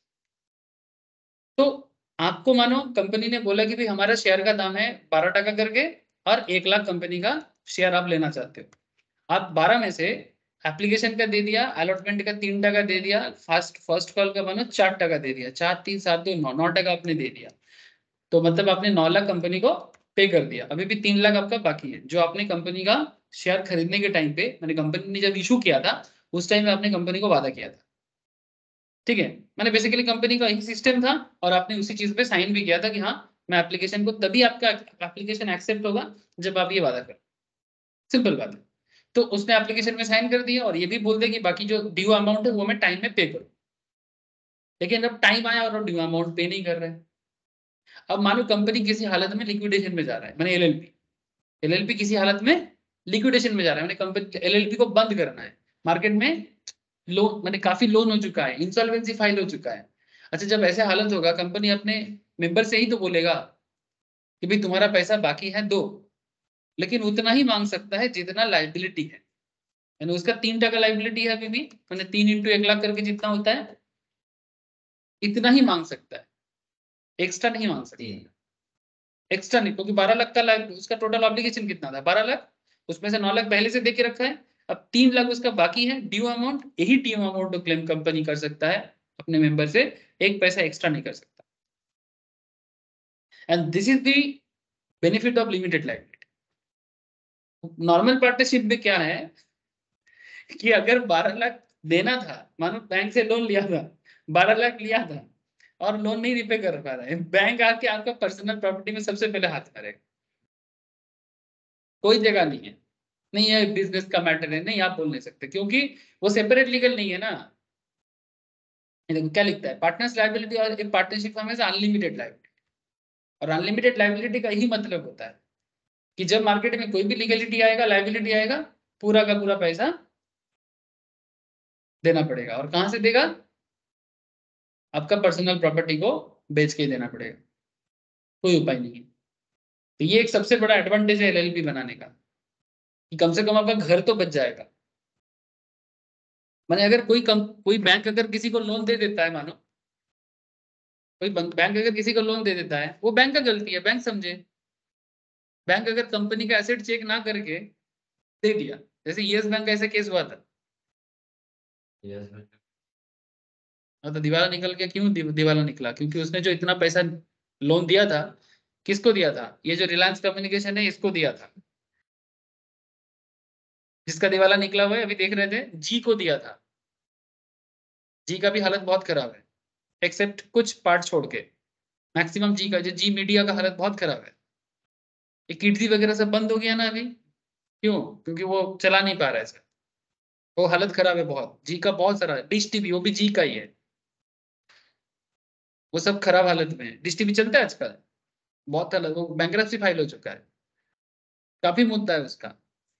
तो ऐसे ऐसे लोगों को लोन दिया यस बैंक ने, राणा कपूर था यस बैंक का सीईओ, ऐसे ऐसे लोगों को लोन दिया कि जो लोन रिपे नहीं कर पाया। और सबसे बड़ा बात कि जो बैंक, अच्छा एक बैंक हुआ, आप किसको लोन दे रहे हो आपको पता होना चाहिए इसका बिजनेस का सिचुएशन क्या है। अगर बिजनेस का सिचुएशन अच्छा नहीं तो फिर इतना इतना लोन क्यों दिए। और एसेट का फिर चक्कर है, अब जो हालत हुआ है, अब यस बैंक में जिनका भी पैसा है ना, अभी अभी वो हटाए कि नहीं हटाए पता नहीं, अभी शायद 2 साल पुराना बात है कि 2 साल तक अपना एफडी भी तोड़ नहीं सकते, सेविंग्स का पैसा भी नहीं तोड़ सकते, ऐसा ऐसा हालत कर दिया, मैंने सब लॉक कर दिया। और एसबीआई ने काफी पैसा डाला तब जाके येस बैंक अभी जिंदा है, 38,000 करोड़ डाला येस पे स्टेट बैंक ने। बेसिकली देखो बैंकिंग सिस्टम इंडिया में काफी स्ट्रांग है, क्योंकि एक प्राइवेट बैंक तो बैक करते हैं, बैक करता है हर किसी, क्योंकि एक प्राइवेट बैंक से अगर लोगों का भरोसा उठ जाता है ना, सारा का सारा बैंकिंग सिस्टम खराब हो जाएगा, क्योंकि लोग फर्क नहीं करता है, येस बैंक और एचडीएफसी में लोग फर्क नहीं करेगा, उसका इम्पैक्ट आ जाएगा कि अगर मान लो लास्ट सीजन हम्म, वो था ना लेंडर ऑफ लास्ट करके, हाँ lender of last resort, exactly. तो वो बैंक इसलिए आरबीआई बैक करता है, क्योंकि आरबीआई नहीं चाहता कि प्राइवेट बैंकिंग सिस्टम जो बना है, जिसके लोगों का इतना भरोसा है, वो भरोसा टूटे, क्योंकि भरोसा टूटेगा तो फिर बैंकिंग सिस्टम, क्योंकि सरकारी बैंक का तो ऐसी परफॉर्मेंस है, तुम जाके कुछ बोलोगे तो जवाब ही नहीं देता है। लंच के बाद ठीक है, तो सरकारी बैंक का ये हालत है, वो लोग बिजनेस करना ही नहीं जानता, क्योंकि उनको अपना पेट भर गया है बस, उसको और कुछ नहीं चाहिए। और प्रेशर भी बहुत होता है, एक बैंक 4 लोग और इतना लोगों का प्रेशर, तो उनको भी पूरा पूरी दोष नहीं देना चाहिए, लेकिन फिर भी क्वालिटी डिटोरिएट हो रहा है ना। इसलिए प्राइवेट बैंक में क्या हो रहा है, वो लोग सर्विस भी देता है, पैसा भी लेता है, चार्ज भी काटता है, हम लोग चिल्लाते हैं या वो काट लिया, ठीक है, टारगेट भी देते हैं लोगों का, लेकिन कुछ कर नहीं सकते। एक तो अगर सरकारी लेवल में सब कुछ ठीक ठाक मैनेज हो जाता तो शायद आज प्राइवेट का जरूरत ना पड़ता, लेकिन सरकारी लेवल में मैनेज नहीं होता ही बोल के तो प्राइवेट करना पड़ता है। उपाय क्या है, इट्स मैनेजमेंट इशू। जो सरकारी ऑर्गेनाइजेशन प्रॉफिटेबल चलेगा उसको प्राइवेट में कन्वर्ट करने का क्या जरूरत है? लेकिन हमारे देश के तो यही सबसे बड़ा बदकिस्मती है। आज मोदी कर रहे हैं तो हम लोग मोदी को दोष दे रहे हैं, कल अगर मोदी की जगह कोई और आएगा तो उसको भी करना पड़ेगा, नहीं तो सब खत्म हो जाए। यार ये तो चालू किया था मनमोहन सिंह ने, आप लोग तो इकोनॉमिक्स में पढ़े हो रहे बाबा, लिबरलाइजेशन, प्राइवेटाइजेशन एंड ग्लोबलाइजेशन। चालू तो मनमोहन सिंह को, वो तो बात थे। As a finance minister Manmohan Singh ने जब ये किया था तब तो वो तो मतलब डिस्परेट हो गए थे, कुछ उपाय नहीं था, अगर नहीं करता तो ये देश पूरा खत्म हो जाता। बचा दिया। बचा दिया, बचाना पड़ा और कुछ नहीं। तो partnership firm can have any name and it need not, अच्छा name of LLP must contain the word LLP, अभी दिखाया। ये जो एंड्योरेंस टेक्नोलॉजी जो मेरा डोमेन हड़प के बैठा हुआ है, पता नहीं चला मेरे को, ठीक है। The name of an LLP must contain the word LLP at the end of its name, ठीक है, ये मैंडेटरी है। जैसे कंपनी के नाम के पीछे पीबीटी एलटीडी लिखा होता है, समझ रहे हो सर? ये सुमित क्या कर रहा है आज, उसका मुझे ठीक नहीं लग रहा है, ये पढ़ाई नहीं सुन रहा है, नींद ले रहा है। Partnership firm can have any name and it did not mention it word in its name, लेकिन फिर भी एक कल्चर है कि आपको पार्टनरशिप बिजनेस के नाम के पीछे एंड कंपनी, एंड को, ठीक है, एंड एसोसिएट्स, एंड नहीं, एंड सन्स तो एचयूएफ है रे बाबा। एंड सन्स ग्रैंड सन्स बने हिंदू अनडिवाइडेड फैमिली वाला बिजनेस हो गया, ठीक है, एंड डॉटर्स आल्सो, वो एचयूएफ वाला बिजनेस हो गया, वो हाफ का कॉन्सेप्ट में आ जाता है। लेकिन एंड कंपनी, एंड एसोसिएट्स, जैसे चार्टर्ड फर्म का नाम ऐसे होते हैं, एंड कंपनी, पार्टनरशिप बिजनेस का नाम नॉर्मली ऐसे होता है। कंपनी का नाम देके कभी मत समझना ये कंपनी है, क्योंकि कंपनी के नाम के पीछे कभी भी कंपनी वर्ड यूज नहीं होता, याद रहेगा सर। कंपनी के नाम के पीछे कभी भी कंपनी वर्ड यूज नहीं होता, या तो एलटीडी होगा या तो पीबीटी एलटीडी होगा। अच्छा सर, वो टीएम और सब लिखा होता है, वो क्या होता है उसमें? ट्रेडमार्क, ट्रेडमार्क, रजिस्टर्ड ट्रेडमार्क है, इसलिए टीएम लिखा होता है। अमेरिका में इसी एलएलपी को एलएलपी और कंपनी का कॉन्सेप्ट चलता है उनका एलएलसी, लिमिटेड लाइबिलिटी कंपनी। जैसे ये देखो, ये तुम लोग बिग फोर देखते हो ना, बिग फोर, ये देखो डेलॉयट, देखो इसका नाम पे लिखा रहेगा यूआई के पीएमजी, क्या लिखा है, private company limited by guarantee. ऐसे ये लिमिटेड बाय गारंटी है। लिमिटेड बाय गारंटी क्या होता है, ये भी लॉ में पढ़ते हो आप, कंपनी लॉ में, ये भी एलएलपी का कैरेक्टर है। लिमिटेड बाय गारंटी माने क्या होता है कि जब कंपनी में शेयर होल्डर लोग पैसा देते, जैसे हम लोग शेयर एप्लीकेशन का भी बात कर रहे थे, कि शेयर एप्लीकेशन का बात कर रहे थे, मैंने आपको जितना देना था वो आपको देना पड़ेगा। और गारंटी क्या होता है कि जिस टाइम पे स्पेसिफिकली कंपनी उंडअप होता है, उंडअप माने बंद होता है, उस टाइम पे कुछ शेयर होल्डर कंपनी को गारंटी देता है कि ऐसे सिचुएशंस में कंपनी का जितना लायबिलिटी होगा हम लोग रीपे करेंगे। तो लिमिटेड बाय गारंटी कंपनी होने से उसका क्या हो जाएगा, गुडविल अच्छा होगा ना। ऐसे कंपनी को जिसका लिमिटेड बाय गारंटी रहेगा उसको बैंक अच्छे से लोन दे पाएगा, क्योंकि अगर बिजनेस का कुछ हो जाए तो कुछ लोग तो है ना जो गारंटी दे रहा है, समय पे आके कंपनी को बचा लेगा। तो एलएलपी तो ठीक है, मैंने लिमिटेड लाइबिलिटी जो नॉर्मल है वो तो ठीक है, जो हम लोग नॉर्मल में भी पढ़े, और एक वो होता है लिमिटेड बाई शेयर्स, और ये हो गया लिमिटेड बाई गारंटी। वो वुंड अप के टाइम पे आएगा और कंपनी को बचा लेगा, और वो उसका पहले से ही बोल देगा, जब कंपनी बनता है ना उसी टाइम पे बोल देता है। ये डेलॉयट हो गया limited liability company, sorry private company limited by guarantee. इस तरह से आप ईएनवाई सभी का चेक कर सकते हो। पीडब्ल्यूसी आई थिंक ये है, देखो पीडब्ल्यूसी क्या है, ये देखो LLP limited liability partnership, UK and US में, देख पा रहे सर। ये ईवाई का भी देख लो। ये सब देखने से क्या सुविधा है आपको, एक आइडिया, ये देखो private company limited by guarantee, देख पा रहे सर। हाँ, बस इसी तरह से जानते जाओ, बात खत्म। अच्छा, perpetual succession, sir perpetual succession क्या होता है? परपेचुअल सक्सेशन क्या होता है? Never ending. नेवर एंडिंग माने पार्टनरशिप में क्या होता है, पार्टनर खत्म, पार्टनरशिप खत्म। एक पार्टनर का कुछ हो जाए, एक पार्टनर का कुछ हो जाए, पार्टनरशिप खत्म। Partnership firm does not have perpetual succession, माने चलते जाए, ऐसा नहीं होता, ऐसा नहीं होता। तो partnership firm does not have perpetual succession and its existence depends upon the will of its partner. Its existence depends upon the will of its partner. मैंने पार्टनर का विल के ऊपर डिपेंड करता है. मानो मैं और मेरा कोई दोस्त है, हम लोग पार्टनर बने हैं. अब मेरे जाने के बाद ये पार्टनरशिप बिजनेस रहेगा कि नहीं रहेगा वो डिपेंड करता है मेरे विल के ऊपर कि मैं अपने बच्चे को उस बिजनेस का पार्टनर रखना चाहता कि नहीं रखना चाहता. अगर मैं अपने बच्चे को मेरे लीगल रिप्रेजेंटेटिव को मैं बिजनेस का पार्टनर बना के जाता हूँ तो वो पार्टनरशिप बच जाएगा, ऑटोमेटिकली कन्वर्ट हो जाएगा. लेकिन अगर मेरा कोई विल नहीं है, ठीक है, तो फिर मैं चला गया तो पार्टनरशिप एक्चुअल में खत्म हो गया. उस बिजनेस का भी कोई अस्तित्व नहीं है. हाँ वो कर सकता है लेकिन उसको अलग से रजिस्ट्रेशन कर लेना चाहिए. हाँ सिंपल बात है, वो डिसोल्यूशन कर सकता है या फिर सब कुछ खत्म होने से पहले एक अपने नाम पे बिजनेस को कन्वर्ट करना. अगर कोई न्यू पार्टनर आएगा तो उसके नाम पे गुडविल, जैसे पार्टनरशिप में हम लोग अकाउंट्स में भी करते हो तो है ना, कि न्यू पार्टनर आएगा तो जो पार्टनर चला जा रहा है किस तरह से गुडविल ट्रांसफर होगा, वैल्यूएशन ट्रांसफर होगा. अगर सब कुछ एज पर अकाउंटिंग में ठीक ठाक हो गया तो इट्स ओके, इसके जगह में वो आ गया. लेकिन अगर कोई नहीं है, कंप्लीटली डिस्ट्रॉय हो रहा है, तो फिर उसी तरह से मेंटेन करना. So partnership firm does not have perpetual succession and its existence depends upon the will of its partner. माने पार्टनर के ऊपर डिपेंड कर रहा है, वो लोग नहीं चाहेगा तो पार्टनरशिप नहीं रहेगा. LLP has a perpetual succession, which means its existence is not affected when a partner joins or leaves. Partner आए जाए, पार्टनरशिप चलता रहेगा. माने LLP जिंदाबाद.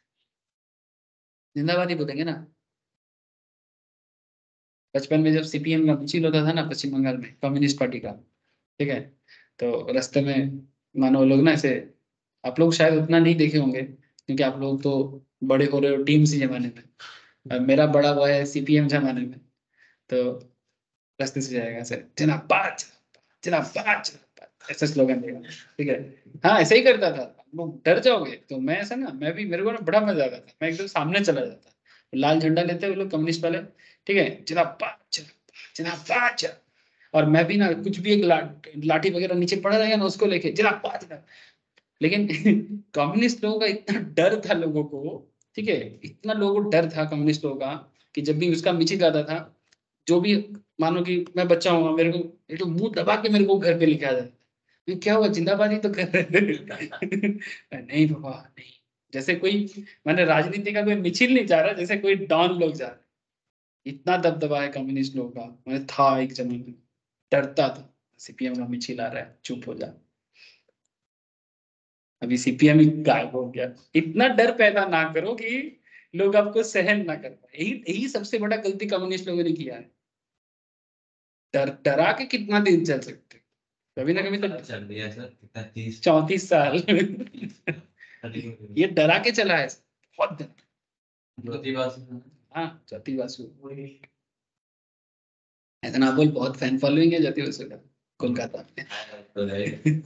घर घर में किसी का, हर घर में तुम, मतलब हर 10 घर में मैं तुमको बोलता हूँ, भले वो TMC करता है, 10 में से 5 से 7 घर ऐसा भी होगा अभी भी ज्योति बासु को रोज प्रणाम करता हो, गारंटी है. लेकिन sir it's nothing about Jyoti Basu and all. मैं एक्चुअली आपको हकीकत बता रहा हूँ. एक बच्चे के दिल का बात बोला मैं नहीं बोला, उस बचपन का बात बोला. जिंदाबाद जिंदाबाद. जो भी हो, LLP क्या हो गया सर? LLP क्या हो गया? Perpetual succession. ठीक है, वो बंदा आए जाए फर्क नहीं पड़ता, LLP रहेगा. हाँ ऑब्वियसली अगर कोई नहीं रहेगा तो फिर कौन चलाएगा? एग्जिस्टेंस तो मेंटेन करना पड़ेगा, बट कॉपी किताब में LLP का अस्तित्व नहीं हटेगा. अरे हम ऐसा नहीं बोल सकते कि बिजनेस ही नहीं है, भले ही मर गया, लेकिन जो भी है बिजनेस पे उसी को ओनर बना के बिजनेस चल सकता है. हाँ पार्टनरशिप करने के लिए मिनिमम 2 चाहिए, वो भी मेंटेन कर. वो लास्ट दिन बता रहे थे लास्ट क्लास में कि अगर कोई बंदा, एक बंदा अकेला चला रहा है तो क्यों, तो तब तो पार्टनरशिप का कैरेक्टर शूट नहीं करेगा ना. तो अगर कोई भी लाइबिलिटी होगा तो पूरा उसी को देना पड़ेगा. क्योंकि बात को समझो, मानो सोमनाथ और तुषार ऐसे ये लोग ब्रोकिंग फार्म बनाने का सोचा है, ठीक है. अब मानो ये लोग ब्रोकिंग फार्म बनाया, ब्रोकिंग फार्म बनाने के बाद इनका मार्केट में काफी लोन वगैरह हो गया, किसको टपकाना है? किसी को नहीं टपका सकते. चलो फिर भी एग्जाम्पल के लिए एक को ऑफ कर देते हैं, चलो सोमनाथ को ऑफ कर देते हैं. ठीक है, सोमनाथ ऑफ हो गया, ठीक है. अब तुषार चला जा रहा है, ब्रोकिंग फर्म का बिजनेस है, लोगों को क्या पता कि बिजनेस है कि नहीं है, लेकिन मार्केट में जो लोन होके रखा है, अब तुषार के ऊपर आके बैंक बोल रहे कि आपको देना है, बोले नहीं पार्टनरशिप का है, आप एलएलपी से ले लो, ठीक है। बोलते कि बिजनेस कितना दिन हो गया, बोले सोमनाथ का ऑफ होके कितना दिन हो गया तो 6 महीने अगर चला गया ना, और फिर भी इसने न्यू पार्टनर ज्वाइन नहीं कराया और इसके बारे में किसी को कुछ बताया भी नहीं, ठीक है, तो अब जो भी लाइबिलिटी होगा अब सिर्फ एलएलपी का नहीं होगा, साथ में ये भी जिम्मेदार। तो क्या आप ये सोल प्रोप्राइटर बन गए? नहीं, वही तो है, सोल प्रोप्राइटर नहीं है, उसका बिजनेस तो एज एन एलएलपी रजिस्टर्ड है, लेकिन क्योंकि एलएल पार्टनरशिप का मिनिमम कैरेक्टर क्या है, 2 पार्टनर तो होना पड़ेगा। क्या इसका प्राइवेट प्रॉपर्टी जाए? हाँ जाएगा, वही तो बता रहे सर, वही तो बता रहे हैं कि उसका प्राइवेट प्रॉपर्टी चला जाएगा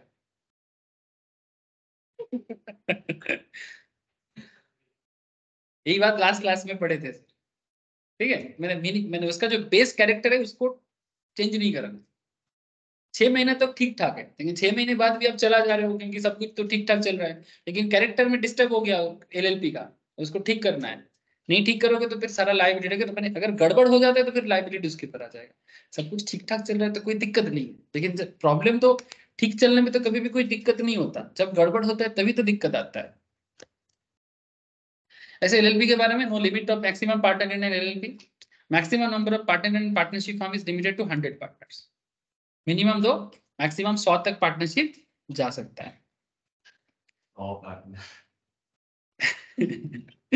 ownership of asset, LLP has the ownership of asset, और जित कंपनी के माने एलएलपी के नाम पे जितना एसेट होगा वो एलएलपी के नाम पे होगा, समझ रहे हो सर, जितना एसेट होगा वो एलएलपी के नाम पे होगा, बात समझ में आ रहा है सर,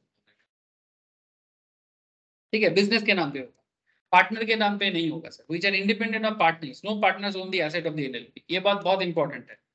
आपके ही बिजनेस है, आपका ही ऑफिस है, बट इस ऑफिस, ये ऑफिस में आपका इंडिविजुअल हक नहीं है, कंपनी का हक है। हाँ, कल अगर बिजनेस बंद हो जाएगा ये आपका ही होगा, लेकिन जब तक बिजनेस ऑन है तब तक आप इसको मेरा मेरा नहीं कर सकते, ये कंपनी का है, माने एलएलपी का है, और एलएलपी का है माने, अरे तभी तो बैंक एलएलपी को देख के लोन देगा, आपको देख के नहीं, तभी तो इसका सेपरेट लीगल एंटिटी का पहचान होगा। इतना बड़ी बात है सर, ये कोई छोटा मोटा बात थोड़ी हुआ। मैं बोलूंगा मानो ये एक एलएलपी है मेरा और मैम के बीच में, एग्जाम्पल दे रहा हूँ, ठीक है, मैं बोल रहा हूँ ये मेरा है, नहीं ये मेरा नहीं, अगर ये एलएलपी है, ठीक है, तो फिर ये एलएलपी का है, ये मेरा नहीं है, या फिर मैम का भी नहीं है, बात समझ रहे हो ना sir. LLP has the ownership of asset which are independent of the partners and no partners own the asset of the LLP. Partners have joint ownership of all the assets belonging to the partnership firm. The firm cannot own the assets. बहुत बड़ा difference है ये, भले ही दो चीजें partnership है, difference देख रहे हो सर, ह्यूज डिफरेंस। पार्टनरशिप बोलते हैं सब मेरा, एलएलपी बोलते हैं कुछ भी तेरा नहीं है, सब एलएलपी का, और पार्टनरशिप क्या कहता है, सब मेरा, माने जो पार्टनरशिप का है वही हमारा है, भेदाभेद नहीं है, वही भेदाभेद नहीं है, सब एक है। इसीलिए अगर पार्टनरशिप का मार्केट में लायबिलिटी होता है तो सारे के सारे पार्टनर ही लायबल हो जाते हैं। आप ये नहीं बोल सकते कि मिस्टर ए ने लोन लिया है वो चुकाएगा, नहीं, मिस्टर ए का लोन का लायबिलिटी मिस्टर बी के ऊपर भी आएगा, समझ रहे sir. Power to own property, the LLP can hold property in its name, the partnership firm can not hold property in its name, it must be the name of all partners और the authorised partner as per the partnership deed. अगर deed में किसी को authority दिया गया है तो वो ले सकता है, अदरवाइज नहीं। एजेंसी रिलेशनशिप कैसा है, relation between partner, the partners are agent of LLP and not other partners. Point to be noted, another very very VVIP point है पार्टनरशिप और एलएलपी के बीच का। तो क्या वीवीआईपी ने से इसके अंदर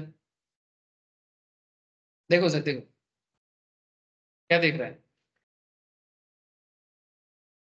ये देख सर, मान की ये 4 पार्टनर, ठीक है, सिर्फ सिंपल पार्टनरशिप में, सिंपल पार्टनरशिप में मान की कोनिका, दर्श, सोमनाथ, तुषार, ठीक है, ये 4 बंदा पार्टनर है बिजनेस में। अब मार्केट में मानो कि मैं तुम लोगों के बिजनेस पे आया एज ए कस्टमर क्लाइंट, ठीक है, तुम लोगों का कौन सा फार्म है, मानो कि मेगा फार्म है। मेगा फार्म क्या होता है जानते हो, जहाँ सीए में सब एक साथ होते हैं, ठीक है। अब तुम लोगों का मेगा फार्म है, ये लोग दोनों सीएमए का सिस्टम को फॉलो करता है, वो दोनों सीए का सिस्टम फॉलो करता है, कोई बात नहीं, सब अपना अपना काम करता है, लेकिन तुम लोग फार्म चलाते हो, एक साथ मेरे को टैक्स कंसल्टिंग के लिए मैं तुम लोगों के पास आया। अब मैं जब आया टैक्स कंसल्टिंग के लिए, मैं मानो दर्श के साथ आज बात करके गया कि मेरा ये बिजनेस है, दर्श ने मेरे को कंसल्टिंग किया। फिर मैं एक हफ्ता बाद आया, एक हफ्ता बाद आके जब मैं कोनिका को बोलता हूँ कि मेरा ऐसे आपसे बात हो गया था, तो अब मुझे इसका पूरा काम को कंप्लीट करना है, मेरे को कोटेशन भी भेजा गया था, क्या चार्ज पड़ेगा नहीं पड़ेगा सब कुछ मैं बोला। कोनिका मेरे को बताते हैं सर आपका तो बात दर्श से बात है, तो वो दर्श ही समझे, हम नहीं समझ सकते। बात को समझे सर, ये क्या बात कर रहा हूं मैं कि जब आप पार्टनरशिप के अंदर हो ना सर, तो वहां पर एक दूसरे का एजेंट होना पड़ता है। माने आप उनका बात को ऐसे टाल नहीं सकते। आपको क्या करना चाहिए था, आपको जैसे कि एक एजेंट होता है, ऑन दैट टाइम आपको ये मानना पड़ेगा कि दर्श आपका प्रिंसिपल है। प्रिंसिपल माने ओनर हो गया क्या, हाँ सर, ओनर का दर्जा देना पड़ेगा। वो आपका ओनर नहीं है, बट उनके बिहाफ में अभी अभी आप ही हो ना सर। एक पार्टनर नहीं है तो उसके बिहाफ पे दूसरा पार्टनर है, तो दूसरा पार्टनर उसी तरह का काम करेगा जैसे एक एजेंट एक प्रिंसिपल के लिए करता है, मैंने अपने ओनर के लिए करता है। इसमें कोई चाकर वाला बात नहीं हो गया कि मैं सर्वेंट हो गया, नहीं। आपको क्या करना चाहिए, कि आपको उसको फोन करना चाहिए, भाई तुमसे किसी का बात हुआ था, और उसको भी तुम्हें बता के रखना चाहिए था सब कुछ एकदम सेम टू सेम, कि भाई मेरा एक क्लाइंट से बात हुआ है, अगर बाई चांस आ जाता है तो तुम इसको डील कर लेना, मैं डिटेल्स यहाँ पर रख के जाता हूँ। तभी ना वो पार्टनरशिप हुआ। पार्टनरशिप में ऐसे थोड़ी होता है कि नहीं नहीं है वो तो आपका उनके बाद साथ बात हुआ है, हमको क्या पता, तब वो पार्टनरशिप नहीं है। अगर कभी किसी पार्टनरशिप में ऐसा चल रहा है ना, दूर रहो ऐसे पार्टनरशिप से, ऐसे बिजनेस के ऐसे लोगों के साथ डील ही ना करें। Seriously I am not joking, चाहे कहीं पर भी ऐसा दिखे आपको। तो खेल क्या हुआ, तो नॉर्मल पार्टनरशिप में एक दूसरे का प्रिंसिपल है, एक दूसरे का एजेंट है, यानी तुम ही मालिक तुम ही नौकर, तुम ही मालिक तुम ही नौकर, दोनों ही एक साथ दोनों रोल प्ले करता है। एक बार मालिक बन जाओ, एक बार नौकर बन जाओ। ऐसे एजेंट का मतलब नौकर नहीं होता, फिर भी मैं थोड़ा एग्जांपल के लिए बोल रहा हूँ। एलएलपी में क्या है, कोई किसी का मालिक नहीं, कोई किसी का नौकर नहीं, सब एलएलपी का मालिक है, सब एलएलपी का नौकर।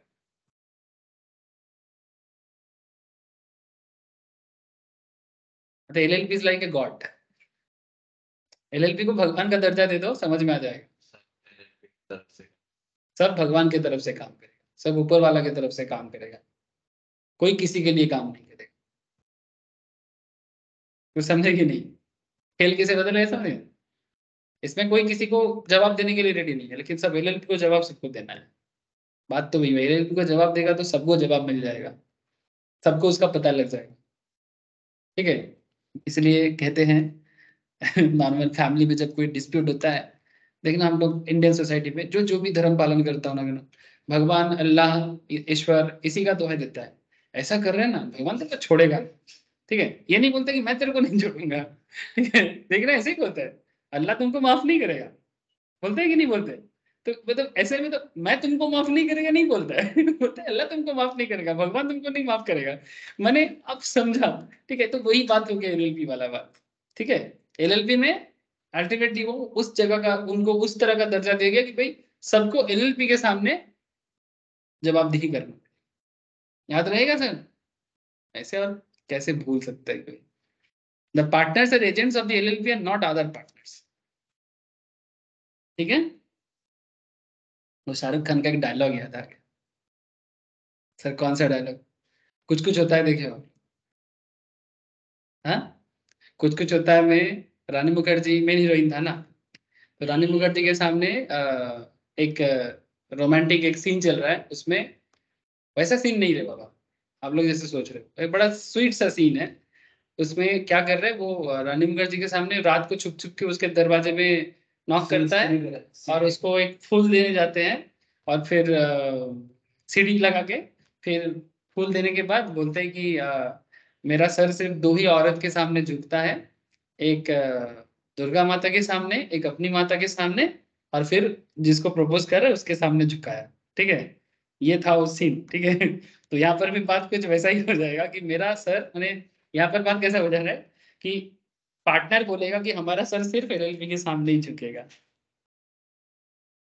किसी और के सामने नहीं झुकेगा। कितना लोग कुछ कुछ होता है देखे थे ये वाला, हाँ सबका देखा हो। शाहरुख। तू तो मूवी ये है, हम कब तू सिनेमा खोर है, मेरे को पता है। 2010 का फिल्म है। 2010-11 का 99 का मूवी है ये। हाँ, तब हम लोग भी जब देख रहे थे तब भी ये मूवी पुराना हो चुका है। डीडीएलजे भी देखो। देखे हो? सब लोगों ने देखा।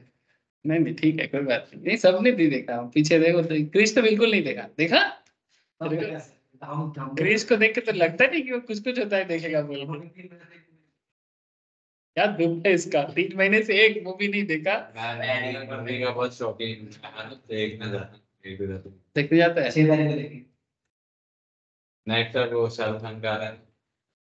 शाहरुख खान का क्या मूवी आ रहा है? टंकी। DUN। वो साउथ का जो है, नहीं नहीं, राजकुमार हिरानी का। राजकुमार हिरानी। साउथ का क्या मूवी अच्छा किया? जवान। अच्छा किया ना। साउथ में ही जाए सब, साउथ में अच्छा अभी स्टोरी है, साउथ में अच्छा डायरेक्टर है। मूवी को ना जोनल नहीं रखना चाहिए, जहाँ डायरेक्टर अच्छा हो, लैंग्वेज भी और बार नहीं है। जैसे सब कुछ ना कुछ बोल ही सब कुछ ना कुछ बोल ही लेता है, वो पुराना जमाना खत्म हो गया। मतलब ऐसा नहीं कि जैसे बंगाली इंडस्ट्री क्या है ना, ढीठ भी है। यहाँ पर भी ऐसा मूवी बनाओ, बांग्ला हिंदी मिक्स अप करो, सिनेमा चलाओ, सिनेमा चलने दो। भारत का सिनेमा है, भारत में चलने दो। ये बंगाल का है, वो बिहार का है, ऐसा ना ही करे। हाँ, ऐसा ना करे। भारत का सिनेमा है, भारत का रहने दो। तब देखा पूरा इंडस्ट्री झूम उठे। ये बंगाल का इंडस्ट्री धीरे धीरे क्या है, मर रहा है। 3 महीने में दे फिल्म का। नहीं सीरियसली सोचना चाहिए। साउथ इसको सीख दे रहा है सबको कि भाई सिनेमा कैसे करना चाहिए। अच्छा, अभी तो वही हो रहा है ना, साउथ का डायरेक्टर और एक्टर यहाँ का। बॉलीवुड का अलग ही कॉम्बो बन गया है। RRR को देख, RRR कितना अच्छा हुआ। अच्छा, कॉमन सील। कॉमन सील माने वो बेसिकली वो ठप्पा होता है ना, स्टैम्प। ठीक है। LLP का एक होगा, पार्टनर का अलग अलग। नहीं, पार्टनर में कॉमन सील जैसा ऐसा कोई मैटर नहीं है। सर हम से क्यों? चावल दे दो। जाओ और क्या कर सकते। नाले बाजू चले जाओ। जा, चले आसते पहले चले। কতক্ষণ লাগবে? 5 মিনিট। যেতে পারবে রাতে আসতে পারবে। আচ্ছা তখন হবে, যা। আর নাহলে বই নিয়ে চলে যা, ব্যাগ নিয়ে চলে যা। যদি ক্লাস অন থাকে একে জিজ্ঞেস করে চলে আসবি। তাহলে যদি বাই চান্স না আসিস, আমি রেকর্ডিং শেয়ার করে দেবো, করে নিবি বাকিটা। LLP is a common seal which denotes the signature of an LLP. The common seal is used to sign document. ठीक है, डॉक्यूमेंट को साइन करने के लिए LLP का ये चीज चाहिए होता है। And there is no concept of common seal in a partnership firm. The authorized partner must sign the documents. Normally partner अपना स्टैंप एक रखता है, ठीक है। तो वो साइन करना, स्टैंप रखना एक ही बात है, लेकिन पार्टनरशिप के नाम पे कोई स्टैंप ऐसा नहीं, पार्टनर के नाम पे होता है।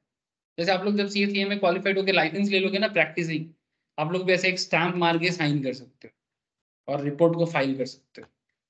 सबका मिलेगा, बस लेना पड़ता है, लाइसेंस लेने से तब होता है, नहीं तो जॉब करोगे तो नहीं मिलेगा। लाइसेंस लेने से, मेंबरशिप भरने से तब मिलता है। लाइसेंस वो इंस्टीट्यूट को देना पड़ता है, पैसा। Practising licence. हाँ, एक फीस देना पड़ता है, उसके बदले में आपको मिलेगा। उतना नहीं होता है, एक नॉर्मल होता है, जैसे साइट में मिलेगा। मुझे एग्जैक्टली अभी नॉलेज नहीं।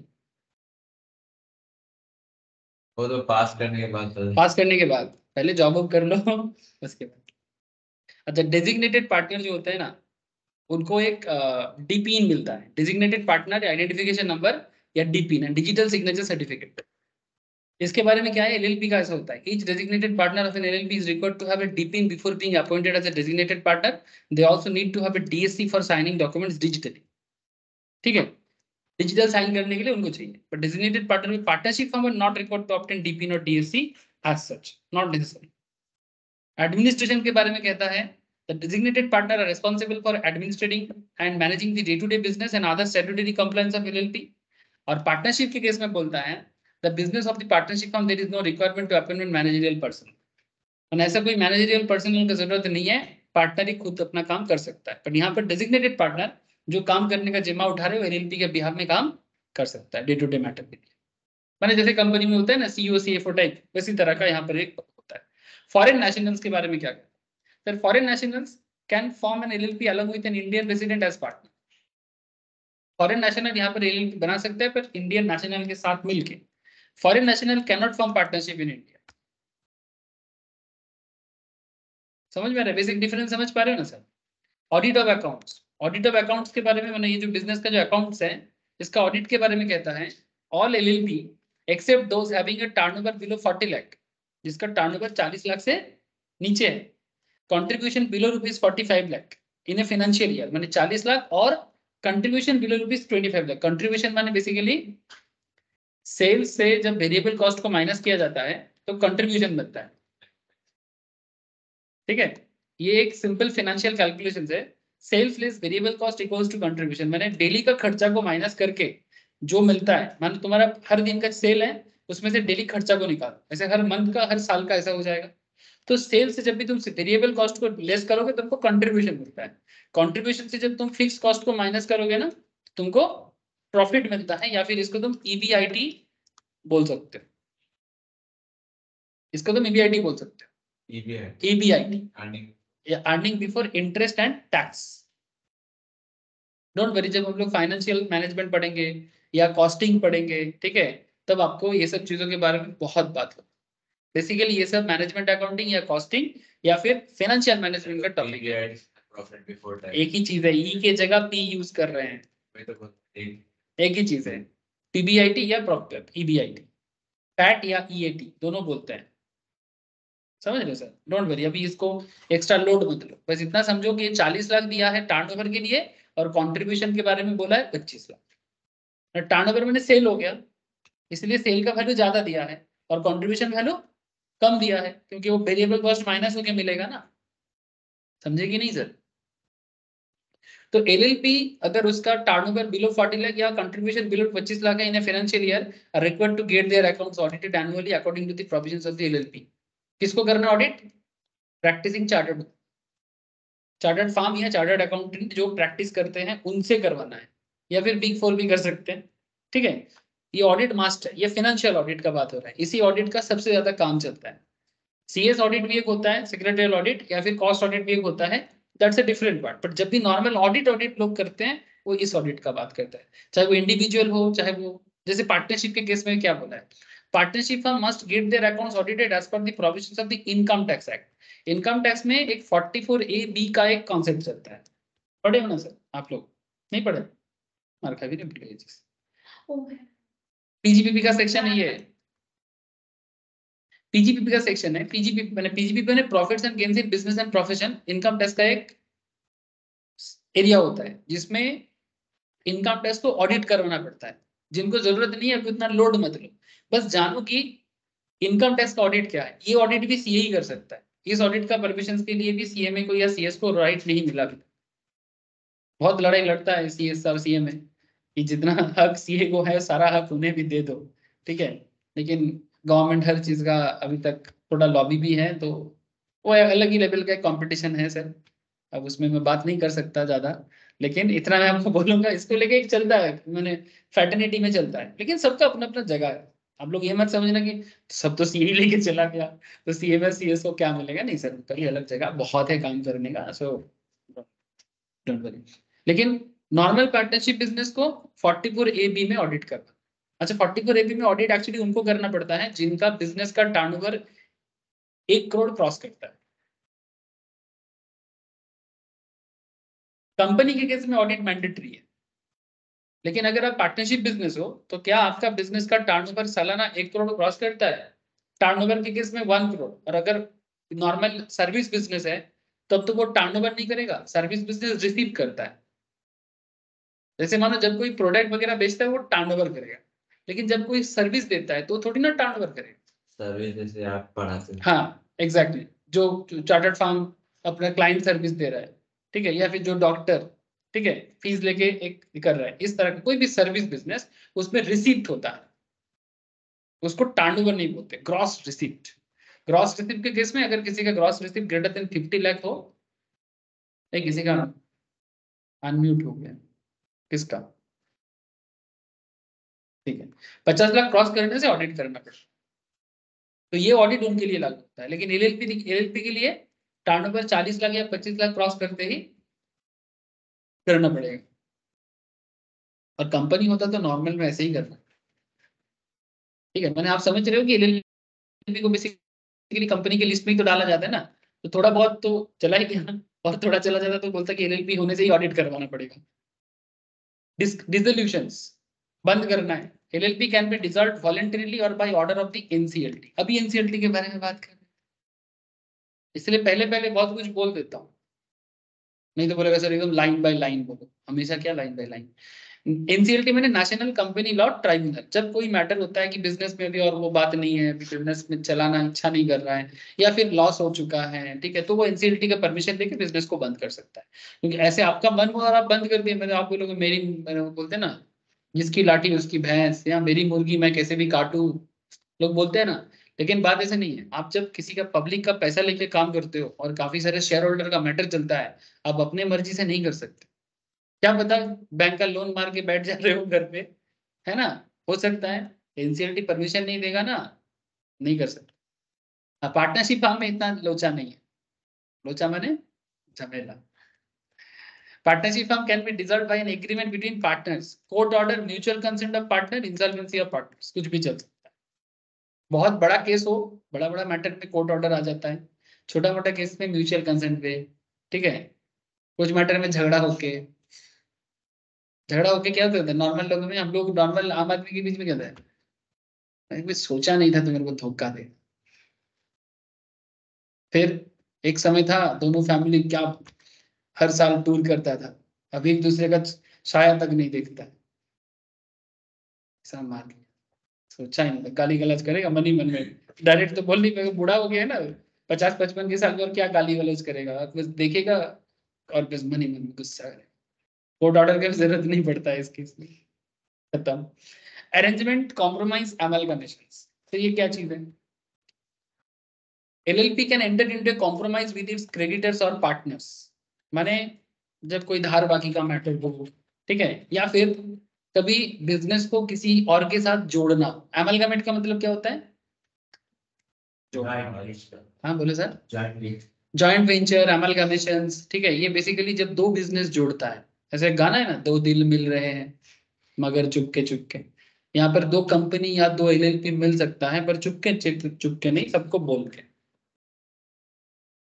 अमलगमेट ना, जैसे वोडाफोन आइडिया सबको बोल के अमलगमेट हुआ था, समझ रहे हो? बर्बाद कर, हाँ हाँ, ऐसे भी बर्बाद हो गया, इसीलिए तो आया 50 शेयर में भी दाम नहीं मिला। ठीक है, तो LLP can enter into compromise with creditor और partners, it can also amalgamate with another LLP, माने एक एलएलपी दूसरे एलएलपी के साथ जुड़ सकता है, ठीक है, माने जैसे कंपनी मिलता है, इसीलिए बोला दो दिल मिल रहे हैं, माने दो कंपनी मिल रहे हैं, यहाँ पर दो एलएलपी मिल रहे हैं। अच्छा, पार्टनरशिप हम cannot enter into an arrangement और कॉम्प्रोमाइज विद इट्स क्रेडिटर और पार्टनर्स, किसी भी तरह का कॉम्प्रोमाइज नहीं कर सकता। It also cannot amalgamate with any other firm, किसी फर्म के साथ में नहीं, दो पार्टनरशिप जुड़ गया अनदर पार्टनरशिप बन गया, नहीं, वो जो दो पार्टनरशिप जुड़ के जो होगा ना, वो एक अलग पार्टनरशिप होगा, वो कोई जुड़ा जुड़ी नहीं। मानो पहले मानो दर्श और ये पार्टनर था, अब बाकी वो दोनों पार्टनर इसके साथ जुड़ रहे हैं, तो हम ये नहीं बोल सकते कि दो पार्टनर जुड़ गए, दो अलग अलग बिजनेस नहीं, अब ये चारों मिलकर एक न्यू पार्टनरशिप बना। बात समझे कि नहीं? लेकिन जैसे होता है ना, जैसे वोडाफोन आइडिया का बात की, दो कंपनी मिल गए, एक अलग कंपनी बन गई,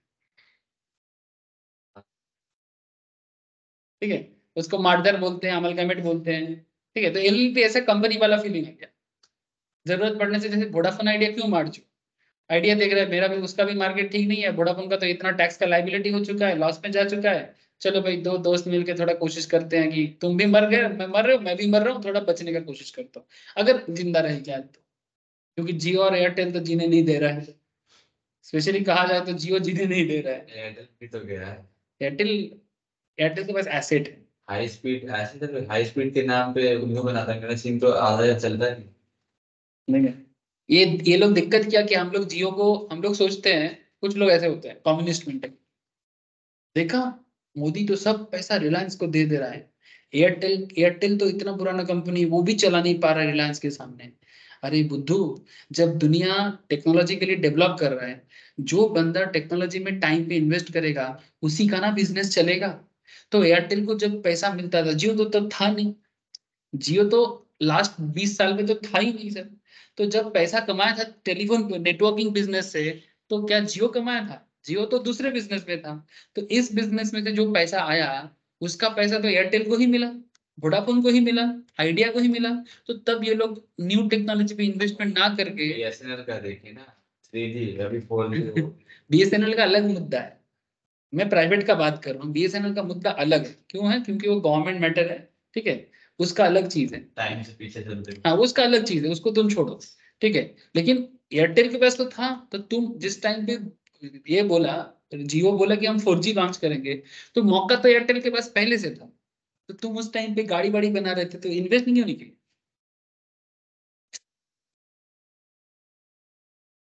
बात समझा करो। और समय का मांग था, पूरा दुनिया 4G 5G में शिफ्ट हो रहा है, तो हम लोग क्या नहीं करेंगे? हम तो और पीछे रह जाएंगे फिर। अब हम लोग कम्युनिस्ट वाले बोलेंगे देखो सब पैसा अदानी और अंबानी के पीछे लगा रहे हैं। अरे भाई, वो लोग जब बेस्ट फैसिलिटीज दे सकता है कंट्री के लिए, तो उन्हीं को ना मौका देगा। मैं किसी को फेवर नहीं कर रहा हूँ, मैं इसको अलग तरीके से सोचता हूँ कि भाई वो कर सकता है, कंट्री का इंफ्रास्ट्रक्चर डेवलपमेंट कर सकता है, तो इसलिए उसको मौका मिल रहा है। अगर 4-5 और लोग हो जाएगा तो उनके बीच में कंपटीशन एक अच्छा लेवल में होगा, कहीं पर इनको मौका तो कहीं पर उनको मौका। लेकिन एयरटेल तो नहीं दे पा रहा है ना उस लेवल का, वोडाफोन आइडिया तो बिल्कुल नहीं दे पा रहा। बीएसएनएल बीएसएनएल तो वो बेसिकली इनके साथ और कंपटीशन में आना ही नहीं चाहता। वो अभी गवर्नमेंट के बिहाफ में काम करता है। वो जो लाइसेंस होता है ना, ये जो 4G 5G लाइसेंस, इसको स्पेक्ट्रम बोलता है। ये स्पेक्ट्रम का लाइसेंस का पूरा कंट्रोलिंग बीएसएनएल के हाथ में ही है, क्योंकि बीएसएनएल ही है जो अल्टीमेटली इस पूरा मैटर को चलाता है। ये जो रिटेल बिजनेस है, जो जिसको हम लोग रिटेल बिजनेस करते हैं ना, तो रिटेल बिजनेस में बीएसएनएल अपने आप को जगह नहीं बना पाएगा, क्योंकि इसका मैनेजमेंट बहुत डब्बा है। और हम लोग जानते हैं कि सरकारी लेवल में मैनेजमेंट का हालत क्या होता है। और ये बीएसएनएल अभी सिर्फ और सिर्फ होलसेल मार्केट में जिनका उतना है ना, मतलब टावर का जो भी है, या फिर जो स्पेक्ट्रम का लाइसेंस है, वहीं से इनका पैसा आ जाता है। वो इसमें जितना उसका लोगों को चलता है, जैसे मेरे पापा के पास बीएसएनएल अभी भी है, तो जितना लोगों का पुराना है वो लोग अभी भी वो सरकारी बीएसएनएल चल रहा है। जैसे कश्मीर में इतना दिन क्या था, अभी तो फिर भी कश्मीर में पोस्ट पेड चलता है, ठीक है। लेकिन एक जमाना था, एक बहुत दिनों तक कश्मीर जैसे, कश्मीर में कहीं पर भी कोई सिम कार्ड नहीं चलता था। किसी के पास अगर बीएसएनएल होगा तो ही चलेगा, वो भी बीएसएनएल पोस्ट पेड। अगर बीएसएनएल प्रीपेड होता फिर भी फोन आएगा जाएगा नहीं। लेकिन रिसेंटली क्या हुआ कि अभी कोई भी पोस्ट पेड कंपनी होगा तो कश्मीर में अभी भी चलता है। इवन अगर आपके एक्चुअली केस क्या है कि प्रीपेड सिम तुम लेके कहीं पर भी इधर उधर हो सकते हो, तो उसमें ट्रैकिंग नहीं होता है, सिक्योरिटी प्रॉब्लम है। क्योंकि कश्मीर में ऐसे ही पाकिस्तान का तो समझ ही रहे हो ना, और पत्थरबाज लोगों का तो अभाव नहीं है। तो इसीलिए कश्मीर में घुसते ही तुम, जैसे ही जम्मू कश्मीर क्या, जम्मू में घुसो तो जम्मू में घुसते ही तुम्हारा नॉर्मल सिम काम नहीं करेगा, टोटली ऑफ हो जाएगा। अब जम्मू में घुसते ही तुम वहां का लोकल पोस्टपेड सिम ले लो, या फिर यहाँ से पोस्टपेड बना के जाओ। मैं तो बोलूंगा, मैं पोस्टपेड बना के गया था, मैं बोलूंगा कि वहां जाके पोस्टपेड लेना ही बेहतर है, सस्ता पड़ेगा। और जब आओगे काम तो वो और काम नहीं करेगा, सिंपल। जब भी जम्मू का बॉर्डर क्रॉस करके पंजाब बॉर्डर में घुस जाओगे, खत्म।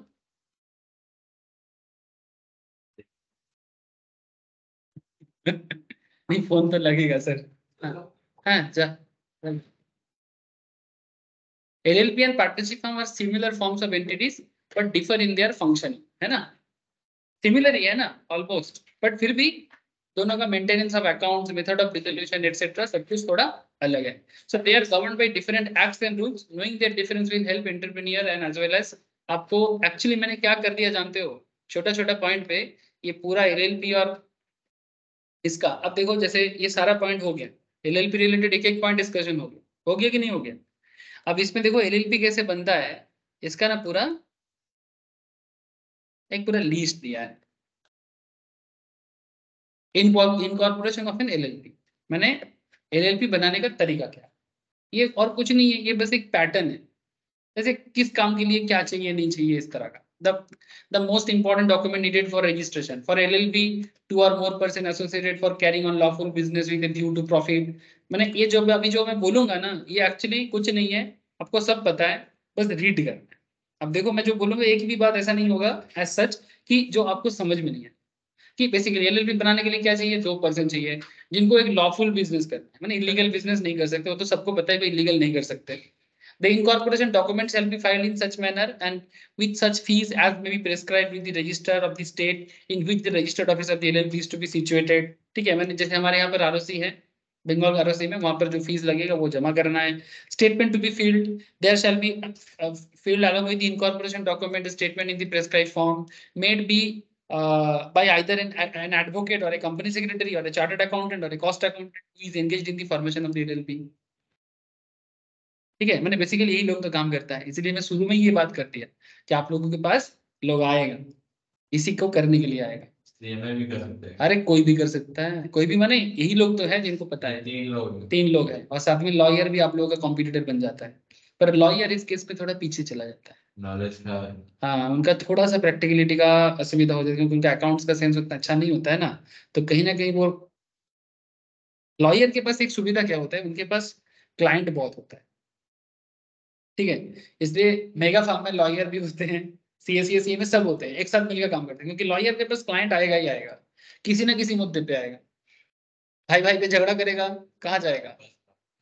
ठीक है, वो आएगा ही। लॉयर के पास क्लाइंट बहुत होता है, लेकिन लॉयर के पास क्लाइंट है, लेकिन डे टू डे काम करने के लिए जो डे टू डे में ये सब चीज आ जाता है, कंपनी फॉर्म करना है, ट्रेडमार्क बनाना है, रजिस्ट्रेशन करना है, टैक्स फाइलिंग करना है, जीएसटी रिटर्न भरना है, ये रेगुलर मैटर है। अब रोज रोज तो पार्टीशन नहीं होता है, रोज रोज तो डिवोर्स नहीं होता है। बात समझ रहे हैं ना सर? वो तो केस लंबा चलेगा। ठीक है, तो लॉयर भी क्या कर रहा है वो भी देख रहा है। देखो, एक लॉ का काम करना बहुत मुश्किल होता है, जो लॉयर का प्रैक्टिसिंग होता है, इट्स नॉट इजी थिंग, क्योंकि उसका अलग ही लेवल का एक पढ़ाई होता है। मैंने आप पास करने, लॉ का पास करने के बाद एक्चुअली कुछ नहीं होता। जब वो कोर्ट में जाता है, किसी लॉयर के अंडर पे बैठता है, सीए सीएमए के केस में भी वही है, फिर भी आप लोगों को स्टार्टिंग में ही ना एक अलग लेवल का अपॉर्चुनिटी मिल जाता है। लेकिन लॉ पास करने के बाद आपको एज सच कुछ अपॉर्चुनिटी डायरेक्टली नहीं आएगा, क्योंकि वो एक्सपीरियंस पे आता है। अब मानो ना कोई आप कोई लॉ पास किया, मानो आप में से कोई एलएलबी पास किया और फिर एक डिवोर्स केस आपके सामने आ गया, अब इतना इजीली उस प्रॉब्लम को सॉल्व कर दोगे? कोर्ट में जाके आप बता सकते हो कि इसको डिवोर्स देना है तो क्यों देना है? नहीं, इनके बीच में बन नहीं रहा है, डिवोर्स देना है। कोर्ट सुनेगा ही नहीं आपका बात। मैंने आपको अंदर वो नॉलेज होना चाहिए जो नॉलेज किताब से नहीं मिलता है। एविडेंस चाहिए, प्रूफ चाहिए। सबसे बड़ा बात क्या है कि आपको ना उस तरह का रियल लाइफ मैंने सामाजिक नॉलेज चाहिए, जिंदगी का तजुर्बा। वो अलग बात है, वो अलग बात है, उस पर नहीं बात करूँ। पति पत्नी में क्या प्रॉब्लम होता है, कितना तरह का इश्यूज होता है, अब वो सब बात करने के लिए अलग लेवल का सेंस ऑफ ह्यूमर चाहिए। नहीं कर पाओगे, शुरू में तो बिल्कुल नहीं कर सकता है कोई, बहुत पापड़ बनना पड़ता है तब जाके एक लॉयर बनता है। ये मैं कोई एग्जाम्पल दिया। पास करने क्या चीज है, कॉलेज में भर्ती हो जाओ, प्राइवेट कॉलेज भरा पड़ा है, एलएलबी कुछ दिन में मिल जाएगा। खेल तो चालू होगा जब कोर्ट में जाओगे। और शुरुआत में थोड़ा सा डीड बनाना, रजिस्ट्रेशन करना, ये सब काम मिल जाता है, लेकिन फिर भी उसमें उसका होता नहीं है। फिर वो टैक्स का काम करना चालू हो जाता है, और गवर्नमेंट उनको दे के रखा है, छूट दे के रखा है, वो टैक्स का काम कर सकता है। अब आप लोग बोलोगे सर हम लोग ऐसे ही कॉम्पिटिटर हो गए, ठीक है, वो सब मिलजुल के हो जाता है। इतना काम है ना, करके खत्म नहीं कर पाते, लोग नहीं है करने का, काम बहुत है, लोग नहीं है करने का।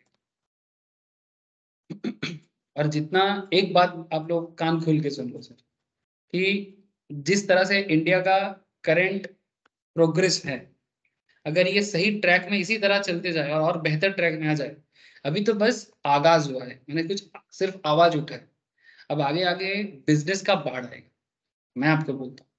और बिजनेस का बाढ़ आने का मतलब समझ रहे हो, कि आप लोगों का काम इतना ज्यादा होगा कि आप सोच भी नहीं सकते। बस प्यार से पढ़ो और जल्दी जल्दी बनो। अब बिलीव नहीं कर सकते कि इतना काम आएगा। इवन जब आप कंपनी में भी काम करोगे तो काम होगा बोल के ना कंपनी आपको रिक्रूट करेगा। अगर काम नहीं होगा तो कंपनी क्यों रिक्रूट करेगा? कंपनी के पास एक्स्ट्रा क्लाइंट आएगा तभी ना कंपनी आपको रखेगा। और आप भी खुद फार्म खोल के बैठोगे तो काम होगा तभी ना खोल के बैठोगे। काम बहुत होगा सर, देख लेना, 5 साल बाद मिलेंगे, ऐसे तो अभी मिलते रहेंगे। तो 3 इडियट्स की तरह हम लोग 5 साल बाद, 10 साल बाद मिलेंगे। अच्छा, by any one who subscribed his name in the corporation document that all the requirement of this act and rules made thereunder have been complied with in respect of incorporation and matters precedent and incidental thereto। मैंने वही रगड़ता हुआ बातें, ये तो company का एक bird exactly, तो वही तो है। एलएलपी और कंपनी में फर्क और क्या है, मैं तो बार बार वही चीज आपको बता रहा हूँ।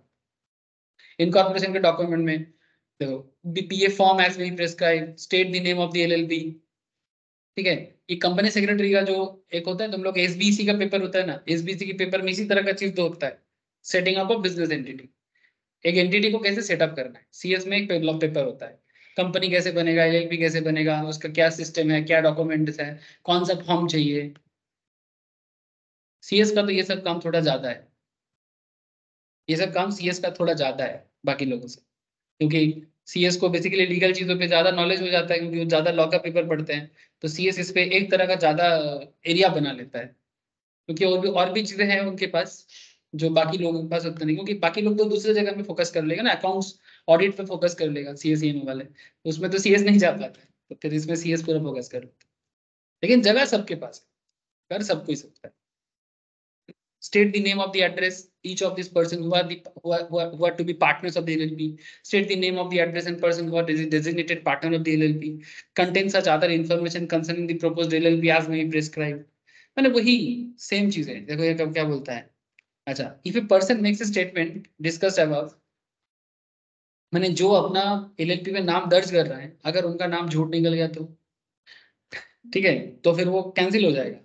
Does not believe to be true shall be punishable, अगर वो पनिशेबल होगा जिसमें जेल हो सकता है, अगर कोई गलत लोग ऐसा करेगा 2 साल तक का जेल, ठीक है, साथ में 10,000 का, कम से कम 10,000 का फाइन, और फाइन 5 लाख तक एक्सटेंड हो सकता है।